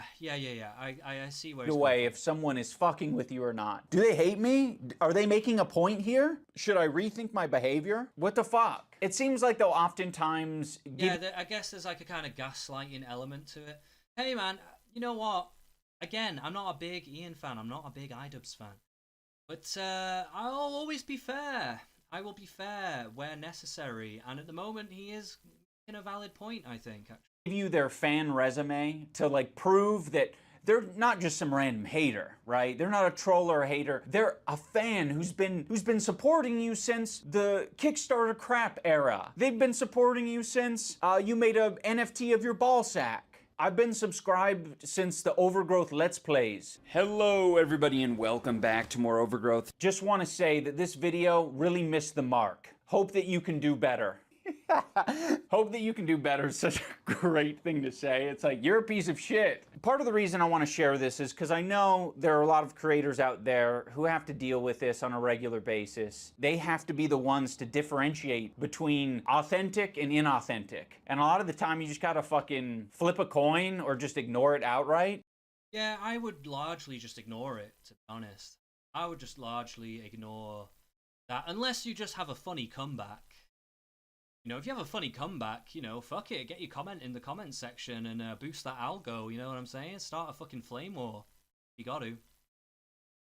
But yeah, I mean, largely, if you're a big creator like someone like Ian, then, man, all these pauses that I'm doing, I'm just looking at his face and it's distracting me because I'm like, oh my god. But I think overall, you've just got to ignore it, more or less. If you feel like it's disingenuous, fuck them. Yeah. And it's really easy to say, like, I would handle that really well because my policy... Oh, yeah, for sure. That is one thing that I fucking hate the most, is when people who are not involved in a emotionally charged situation try to act like they would just be the most perfectly rational, they would have the perfect reaction in every single moment, every single thing. When if you challenge them, if you comment against them and challenge their point of view, they're literally having a meltdown just from you fucking challenging them. Proving that they wouldn't be able to fucking handle the slightest inconvenience or issue or abuse or any conflict in their life.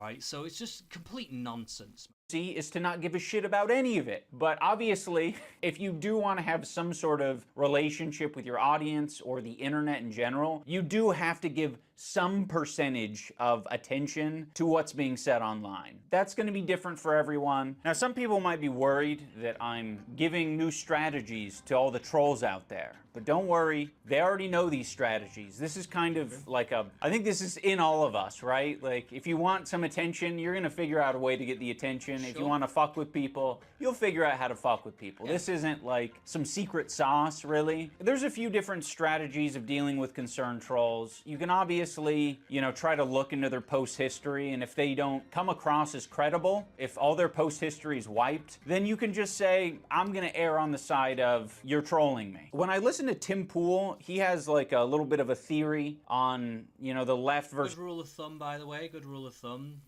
There used to be an old adage on the internet, lost to time now, completely lost to time. This concept is basically non-existent now, but there used to be a concept on the old 4chan forums, do not feed the trolls.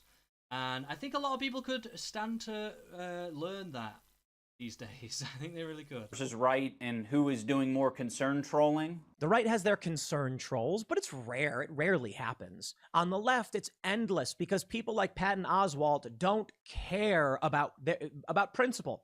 Now, I don't fully buy into what Tim Pool is selling here. You can kind of look at the political spectrum as like a spectrum of concern, and people on the left seem to be generally more concerned than people. That's just a gross misrepresentation.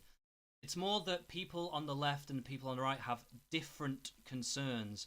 And some of those concerns may even be able to converge. So, for instance, on the left and the right, there is a concern for working class people. The way that that is expressed, the way that the people have their solutions, their ways of tackling these issues to try and address the issues of the working class, that can manifest completely differently. And I think it's a bit of a gross misrepresentation to pretend that only the left are concerned about things, right wing aren't concerned about things. That's a very manipulative way of looking at people, a very cynical way of looking. And I think it actually does speak to his lack of empathy. People on the right. You can say that people on the right are mostly concerned about themselves. That might be like a fair... False. Absolutely false. Okay, so here's a good way of framing this, right? When we're talking about the trans kid stuff, right? The right wing are concerned with the safeguarding of children when it comes to these trans procedures and stuff, and it not just becoming a free-for-all where any child can just go and get any kind of surgery, any kind of hormones and stuff like that can literally have long-lasting detrimental effects to their life, right? Now, and that's irrelevant of whether they're a legitimate, like, trans kid or whatever, right? I'm not even sure if I'm sold on the idea of trans kids, but just for the sake of argument, let's say that they are a thing. Even if they are a thing, it's still worth safeguarding that, like, for sure. Whereas the left-wing side would be more like their concern is just for the trans kids and what they can get out of it, rather than thinking about the broader implications of how this could affect other kids that are just caught up in the kind of cultural hullabaloo of it all. I said hullabaloo because he said hullabaloo. But you understand what I'm getting at here. Like, his conception of this is very limited, very non-empathetic, and not really understanding. Again, doesn't have a good theory of mind of people. He does not have a good theory of mind. This is probably why his events fail.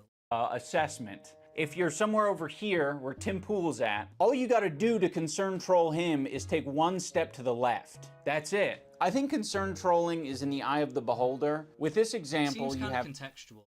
Tim Pool thinking that Patton Oswalt is being concern trolled by his audience, or a portion, maybe like a small segment of people. This is what happens when you fall for this stuff. Patton Oswalt falls for it. He is a weak man. But Patton Oswalt doesn't feel that way. You know, he sees it as authentic concern, which is why he addresses it in this Instagram post. By the way, the concern is basically just people were uncomfortable with his association with Dave Chappelle, because Dave Chappelle did some transphobic or said some transphobic shit. But Right. I mean, I think he's right. Again, it's like he said, actually, with that graphic, it's kind of in the eye of the beholder. Yeah, in a way, it actually kind of is, because this concern trolling idea is a bit ambiguous in certain respects. Even though we have an idea like it's like this disingenuous thing. However, identifying it as disingenuous is certainly a hard task to do, and he's admitted that. I kind of agree here, actually, with his take on this, that if Patton Oswalt decided that, whether it's concern trolling or not, he decided to address it and bring up that point, and that's up to him. He's his own man, he can fucking do that. Kind of irrelevant. But Tim Pool has such a fucking low emotional IQ that he doesn't realize it isn't a big deal to listen. Look, I don't think you want to be talking about emotional IQ. To what other people are saying and, like, adjust your behavior. It's all up to our own fucking discretion, right? Wait, you think this reveals a part of his psychology in that, okay, yes, in your immediate life, people who criticize you, say you're being harmful, you're being self-destructive and stuff, and people give you advice or they criticize you in good faith as they're people who love you, people who know you, coming to you going, hey, right now, you need to sort your life out, right? That is fine and valid. I can't even remember why I was making this point. Something he said there made me want to make this IQ point. that he doesn't realize it isn't a big deal to listen to what other people are saying and, like, adjust your behavior. He's saying that, like, you should listen to all these random people who don't know you, don't know your situation. You should then validate their perception of you. and give in to what they want, basically. Which is actually the fundamental issue with virtue signaling narcissistic people, is that all their validation is external. They don't have a strength of will to be like, oh, I can take certain things on board, but if I think that they are legitimately real criticisms, I don't need to be dictated to by all these strangers. You know what I mean? Like, I don't feel that. Like, if there's a legitimate criticism, I will take it on the chin, 100%. At the end of the day, I feel no need to bend myself, bend my whims, bend my will, bend my opinions to what other people are trying to manipulate me into. I just think that's like a weak will. And it's also kind of fundamental in like a kind of narcissistic worldview, that your whole idea of your self-conception is actually based on what other people think, rather than what you think of yourself and the people around you, what they think of you directly, because they actually have direct experience of you. And like prioritizing what criticisms, and just having your own strength of mind. Sorry, again, I over-explain everything, so I'm sorry, guys, if I'm... It's all up to our own fucking discretion, right? Like, if you aren't to the point, Tim, where, you know, you don't want to apologize for fucking anything, which, by the way, it seems like that's a theme on your podcast, is basically saying, like, I'm not a problem. But acting like that's the way Tim is definitely also his own problem. I've watched him get more and more ideologically captured over the years. He started off fairly neutral, and then he just became like a fucking... He's kind of whacked out these.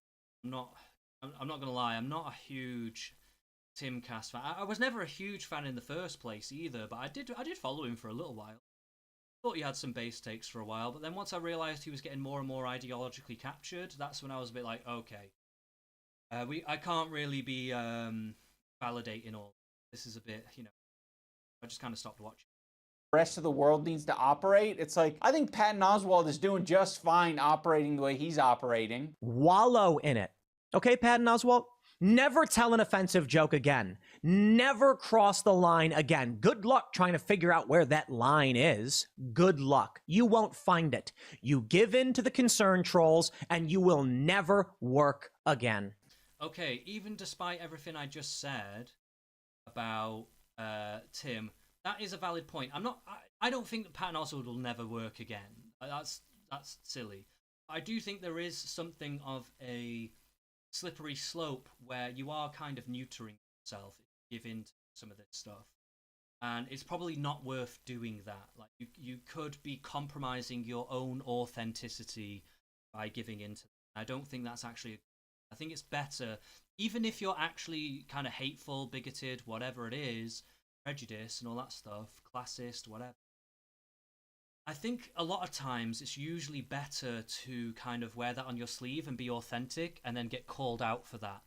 That is truly what you are like, rather than trying to mold your public persona to these kind of transient, fad-like public opinions and stuff.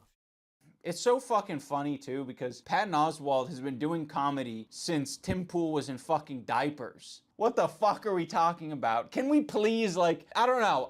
It feels this like idea that Patton Oswalt won't be able to work... I will say that part of the point was very stupid. Patton Oswalt is, like, very entrenched in the Hollywood machine, in a movie. He writes for people. He writes comedy for people. He's been a writer on many different shows. Just no way...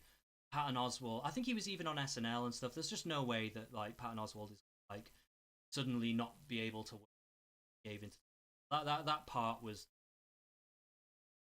People like Tim Pool love to appeal to like authority all the time. In this scenario, can we please appeal to authority or acknowledge that this guy has tremendous authority over you in the world of comedy? Unless you think comedy is saying, like, I went to a Jewish bakery the other day. They had bagels.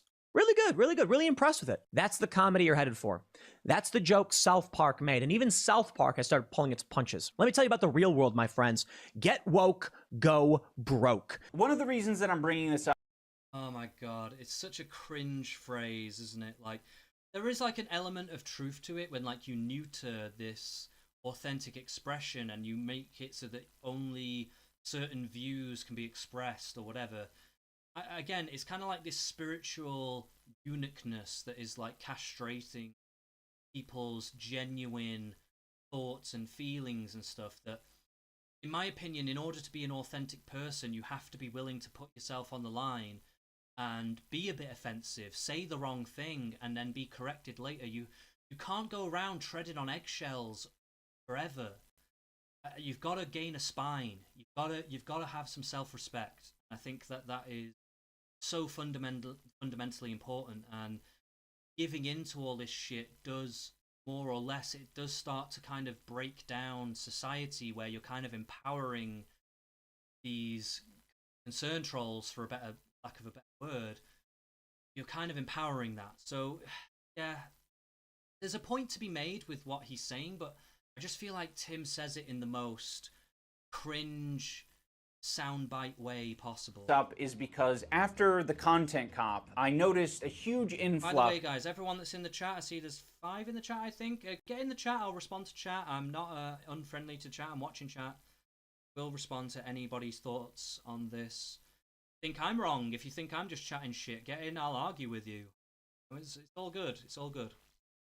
Of concern trolls. They're trying to impact things in the real world. They're trying to, make people crash out, as I was kind of indicating in my video. But I will say, one of the concern trolls was super fucking obvious to me. They came into the Discord. I'll read you what they put so you can kind of get a vibe for what a concern troll might sound like. Now, this comment is in reference to... Okay, now we're getting some, maybe a bit more meat on the bone with like what a concerned troll is, because so far I've found some of these examples to be a little bit debatable, a little bit ambiguous. He's saying that I think he needs a good ass whooping. What are we saying? He needs a hug? No, he doesn't need a hug. He needs a good fucking ass whooping is what he needs. They say... Yeah, I think that was actually a little bit of an irresponsible thing to say, actually, Ian. Because fundamentally you are kind of invoking violence there. Now, it might not be a direct threat of violence, but it's you're invoking violence into the equation now. It wasn't just criticisms before. Now you're invoking violence in the discussion as well, as if Ethan did get his ass kicked by somebody, some retarded fan comes out of the woodwork and maybe finds finds Ethan on the street and fucking punches him, right? You are actually part of the environment. Has invoked that violence, invoked that might be socially acceptable or seen as socially acceptable on your side. So I do think it was an irresponsible thing to say, actually, Ian, and you just sitting here pretending that it wasn't speaks to your lack of empathy, as we've outlined various times. Just being for real, this line in the video was pretty strange. Red flag number 1. At worst, it's a call for physical... Yeah, I will say the emoji is probably a tell. Emoji's definitely a physical assault. At best, it's very toxic masculinity-esque. It just comes across as parody, right? This was literally... Well, I don't know if it does. I will say that it seems a little bit like they're trying to use concepts you guys apparently believe in, right? You guys apparently believe in toxic masculinity and how masculinity can be toxic and blah, blah, blah, right? So if you do truly believe that, then surely you must actually acknowledge that what you said did actually give into kind of toxic masculine elements, right? It's not a completely invalid argument. He's saying it's parody. That's just like outright dismissal. Now, again, I will sympathize with him that it probably is a concern troll. You can't really dismiss that point, because if you truly do believe in these concepts, then you have to acknowledge that you maybe just fed into that. Surely, right? What? Am I just going insane thinking that? Like, that is still a thing, right? You basically are saying, like, yeah, we're men, and like, yeah, men deserve a fucking slap sometimes. You know what I mean? Like, that is... You are basically feeding into the misandry. And this is a point that I like to make about misandry in society, is that both men and women can be misandrous. And there's an idea in society that men, it's more socially acceptable to fight and beat up men, and that violence against men is okay. Men think that, and women think that. And I actually think that's a very misandrist trope in society. You can say it's the patriarchy if you want. You can use whatever buzzword you want. I don't believe in patriarchy theory. Maybe I would have done in the 60s, but not anymore. I think we're in a post-patriarchy world. However, regardless of what I believe, even if you believe it's patriarchy and patriarchy enforces these toxic masculine concepts and whatever, then it stands to reason to say patriarchy is also misandrist, is it not? And then identify how patriarchy is using misandry to oppress men and women too, as well. Because there are obviously elements to that affect women as well. So, you know, it's worth thinking about that. Cheyenne is in the comment, in the chat, and she says, I think this whole H3... Oh, sorry, fuck that up. This whole H3 Idubbz beef is dumb. They're both losers, to be honest. I mean, you know what? Fair enough. It's not for everyone, you know. It's not for... I've been watching these guys for many, many years. So that's why it's relevant to me. This is why I'm checking it out. It's also hot stuff. It's topical at the moment as well. But realistically, I do have a personal... It's not obviously a personal stake. It's not my fucking life. But I've been watching these guys for a long time. I used to watch Idubbz and H3 make content together all those years ago when I was growing up. So it is of interest to me, just on like a personal level. But I understand, Cheyenne, if it's not your bag, it's not your bag. And to be honest with you, I can actually completely understand your perspective on that. At the end of the day, this is not really that important to the grand scheme of the world, is it? But I'm just trying not to talk about serious shit all the time, you know. My channel is filled with very serious niche political things. I'm trying to move away from that a little bit. I'm trying to have a little bit of fun. Just humor me. Concern ever. He needs a good fucking ass whooping is what he needs. Either way, it doesn't seem to align with Ian's mentality towards being more progressive and against harassment. How is that not a valid criticism, though? How is that not actually a valid criticism, though? You can call it concern trolling all you want, but I can't in good conscience say that comment, whether it was genuine or not, just the words that they are saying and that criticism is actually true. If you believe their framework, it's true. So for him to try and dog on this comment, maybe he's got more follow-up stuff from this, but maybe I'm pause-andying myself here, but like it's just, it seems very dismissive, and again, it lacks that empathy, it lacks that ability to self-criticize and go, yeah, maybe they had a point there, maybe I shouldn't have said that. All you would have to say to that, to avoid drama, is go, you know what, yeah, it's in my video, I'm not going to take it down, but I said what I said. You know what, I'll take that criticism, maybe I shouldn't have said that. Okay, maybe I let my annoyance at Ethan run over a little bit there, and I said something that maybe I shouldn't have said. At the end of the day, I said it, and I'm letting it stand. He could literally just say something like that, right? But instead of acknowledging that he is fed into that, he would prefer to pretend like he's above it all and that this criticism is completely invalid because it's just concern trolling. You know, I think that's... And then on the flip side, also believes that you should listen to what people say and change your behavior accordingly, according to this outside validation. Yet at the same time, he's saying when people are given invalid criticism within his own logical framework, that's to be dismissed. So it just doesn't work on either level. Like, it just doesn't work. Like, his logic is deeply flawed. And I think the reason why it's flawed is I think he does genuinely probably have a personality disorder. I'm doing some armchair psychology. If you start to watch my videos, you will know I will be doing armchair psychology all day long, and I acknowledge it is armchair psychology. Okay, I know I'm not an actual qualified psychologist, and I know I cannot diagnose people. My suspicion is he has personality disorder, and this is what informs his worldview. This is why he reacts like that. You see what I mean? It's trying to like insert like a little seed of doubt. Whoa, you might have been irresponsible here. You might need to take accountability for what you've put out on the internet. Never. But why not? You've even said yourself in the past that you should. You did a whole video about your content cops taking responsibility for all that. Again, if that was genuine, which I don't know if it really was, let's just be fair for a second. Let's say it was genuine.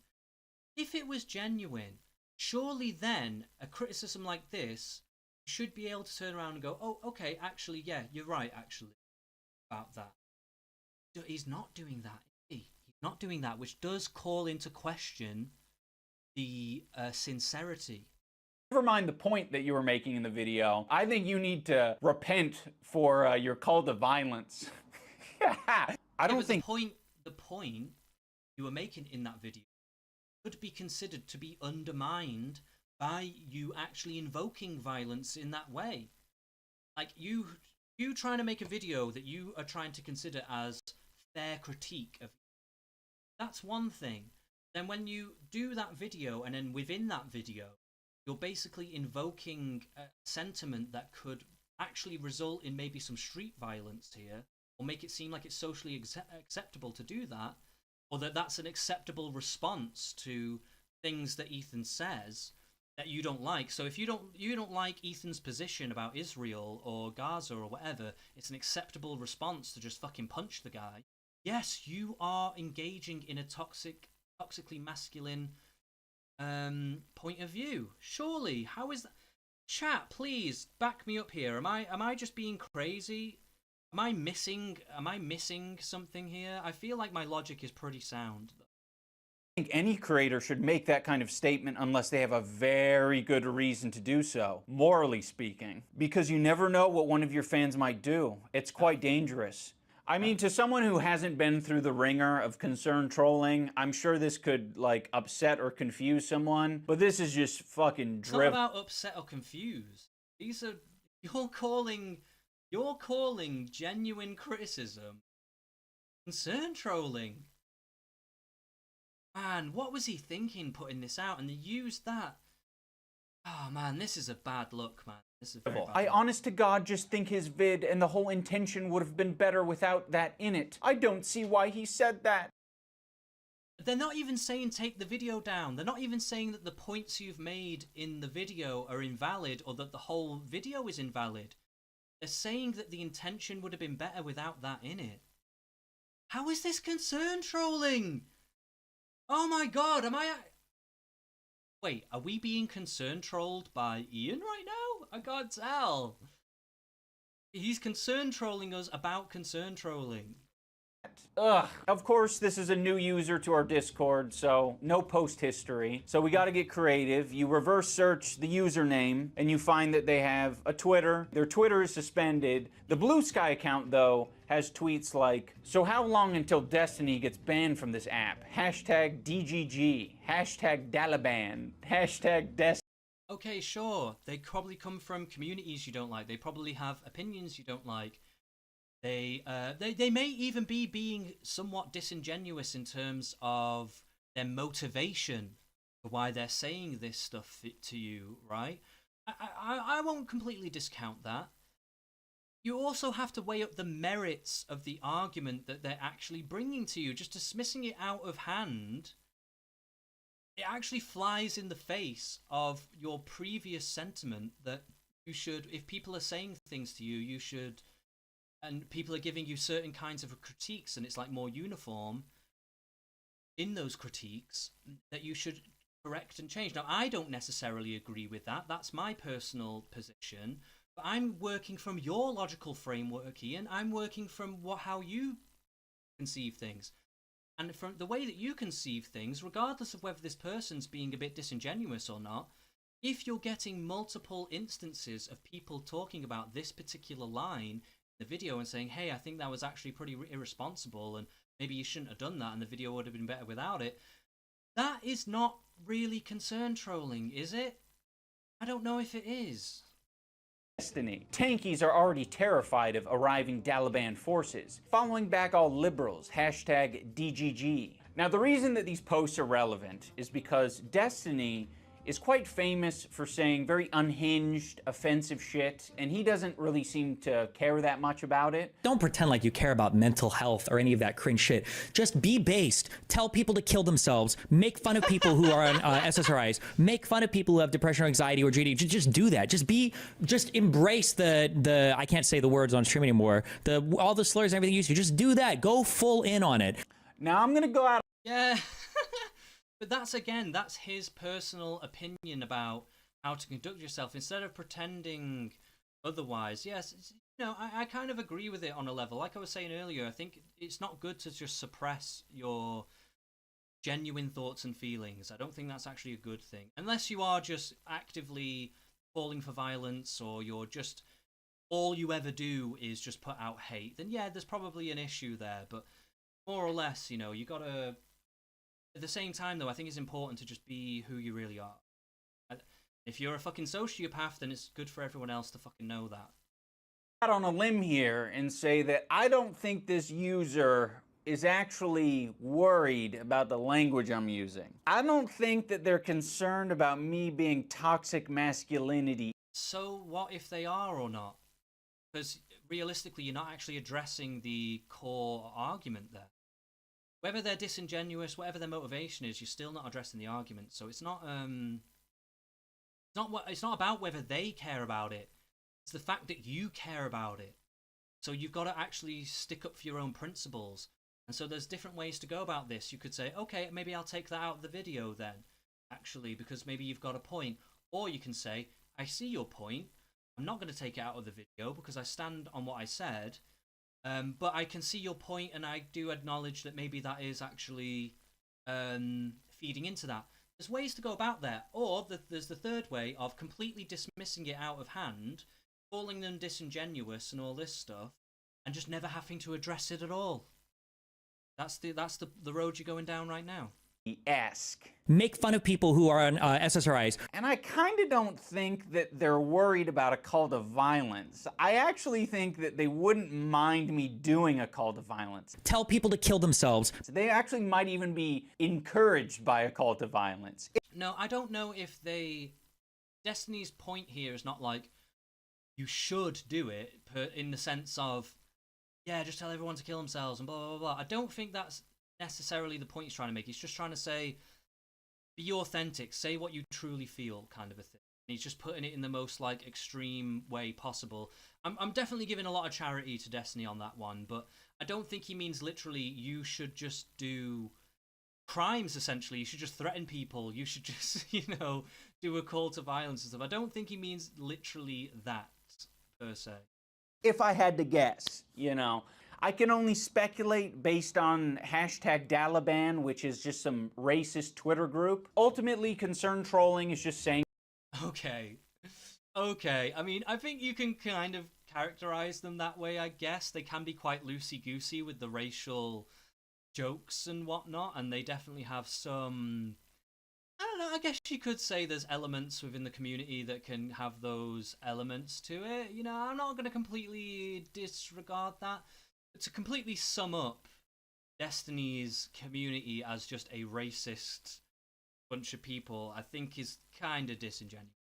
Saying something in bad faith is very similar to tone policing or sea lioning, but I didn't really want to talk about those. Isn't that literally just what your group and shit do as well anyway? So kind of feels like stones and glass houses a little. Those feel different to me for some reason. Specifically sea lining. That shit isn't even intuitive. I've looked it up. Let me see. Sea lining is a type of trolling or harassment that consists of pursuing people with relentless requests for evidence, often tangential or previously addressed, while maintaining a pretense of civility and sincerity, feigning ignorance of the...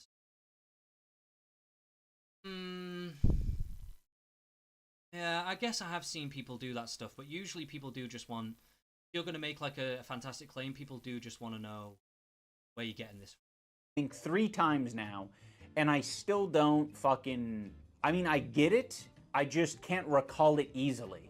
So, in my mind, that means it's stupid. It's not working. I can't bust it out in the middle of a heated argument. I think that's fair enough. I wouldn't turn around and say somebody's sea lioning and that wouldn't be a line of argument I would go. say, you're sea lining me. See, it's because you grew whiskers in the middle of this debate.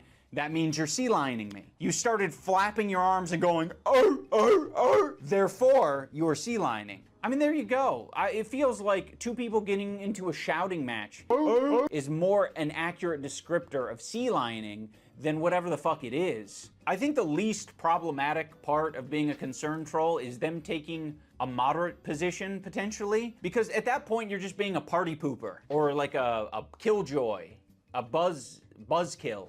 Like, we're familiar with these types of people. They're just constantly reeling people in because they're worried that they're using, like, too crazy a rhetoric, or they're getting a little too excited, right? And I think we all could use people in our lives to, like, reel us in a bit. The aspect of concern trolling that bothers me the most is the role-playing aspect. There isn't really a lot of incentive to not be anonymous online. There are some people out there who've made the unconscious choice to be like, my online profile is just an extension of who I am in the real world. And then there are all the people who consciously decide to stay anonymous. Now, for some of these people, it's just like, I want to be safe and I really don't want to take that plunge. Fair enough. But then there are the people who are like, not only am I not going to be myself, I'm going to be someone else. You know, I'm going to be someone else so that I could fuck with this community of people. That's definitely true. But again, I just think it's part of the internet makeup, and you've just got to get real about that, right? I'm not saying he's not necessarily real about that, but I just think people harping on and it's good to bring some knowledge to this so that it's not just flying under the radar, but I find complaining about it just a bit cringe, really. I don't know. I might be eating my words, you know. I mean, if my streaming takes off, and maybe, which it probably won't, but if my streaming takes off and I get involved in this kind of bullcrap, then, you know, maybe I'll be eating my words. Maybe I'll be Ian making a video like this soon. Hopefully not. I like to think I stick to my principles a fair amount, but hey, you never know. You can never tell the future. People. Now, every time I see these characters, the image that pops in my mind is not like, oh, like you're a clever, smart guy who has infiltrated the opposing faction. You're like the spy in Team Fortress 2. It's like, no, that is a fantasy. What you actually are is you're like Steven Crowder in a wig at a women's only event, thinking that they're making some kind of grand point. Hi, I'm Stephanie with all the frequencies of feminism, and I am here at the Women's March in Austin. We quickly found out that nobody questions, criticizes, nor runs security background checks on trannies. Hands up our pussies! The reason someone like Steven Crowder gets into this position is not because of his cunning. It's because people are like, oh, you're a fucking weirdo freak. I'm staying, you know, 20 feet away from you at all times. Well, I don't know. I mean, yeah, kind of. He is also just exploiting, like, the complete lack of critical thinking that these people have.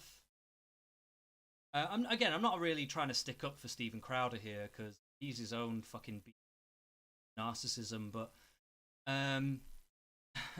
but realistically, like, yeah, going in trolling and whatever, like, it's just part of the internet, man. If you don't want to be so easily trolled, maybe have more critical thinking involved in your movement and stuff, and maybe have more outlines and clear boundaries about what is or isn't trans, and what is or isn't an acceptable position, and all that kind of stuff, rather than it just being like all wishy-washy whenever you want it to be. Times. Or I'm going to be a very non-judgmental person, and I'm not going to ask any questions about whatever you got going on here. We could get away with anything. Go anywhere, act any way we wanted, and we were really able to learn AKA the coward's way out. What today's progressive issues are all about. And I guess in this case, it's a massive own. He's proven that people are tolerant of him. Having said that, I think we can end this video on a positive note. I'm proposing that fucking with people might be a way for some of these concern trolls to indulge in things and lifestyles that they never thought were possible because they're so opposed to them. So by pretending to be the very thing that you hate, you might actually gain some sympathy, or you might be like, oh, actually, the people in this community I kind of fuck with. All right, guys, that is going to do it for this episode of Idubbz. That's the end note of this? What was even the point of this video, really? I feel like the point of this video was just to have a go at this guy that came into Discord, giving him valid criticism, and him just dismissing it. the main point of this video was to address the creator clash bullshit, which he didn't even really fully address properly, to be honest. And this concern trolling thing, I don't even know if he really outlined this in the correct way. Like, it just... Oh my god. It's not a good video. It's not a good video. It's not logically sound. There's no real logical through point that is tangible. Yeah, man, it's just not a good... Planes. I hope you enjoyed watching. I will put a Patreon link down below. I'm still cooking on what needs to be uploaded there, so don't expect content. Just give me some money just for the sake of it for a while, guys. While I'm thinking about what to do with content, just give me some fucking money, guys. Oh, right, okay, yeah, we can end the stream there. So. I don't have much more to say about that. I feel like I've concluded my thoughts on the Idubbz stuff. I thought it would probably be a bit more connected to the H3 stuff in like a subliminal way. It wasn't quite as connected as I thought it might. But it was still interesting to watch. It was still interesting to get his perspective on this. I think he's more or less wrong. I think he's not taking away the actual lessons to be learnt. But hey, what do we expect from Idubbz, eh? What do we expect from a guy like this? So, I'll leave it there. Thank you to everyone that tuned in, everyone that got in the chat, everyone that interacted. Please like, subscribe, do all that shit. And I'll see you again tomorrow, or if I'm busy, maybe the day after, but I'll probably be on tomorrow. Alright,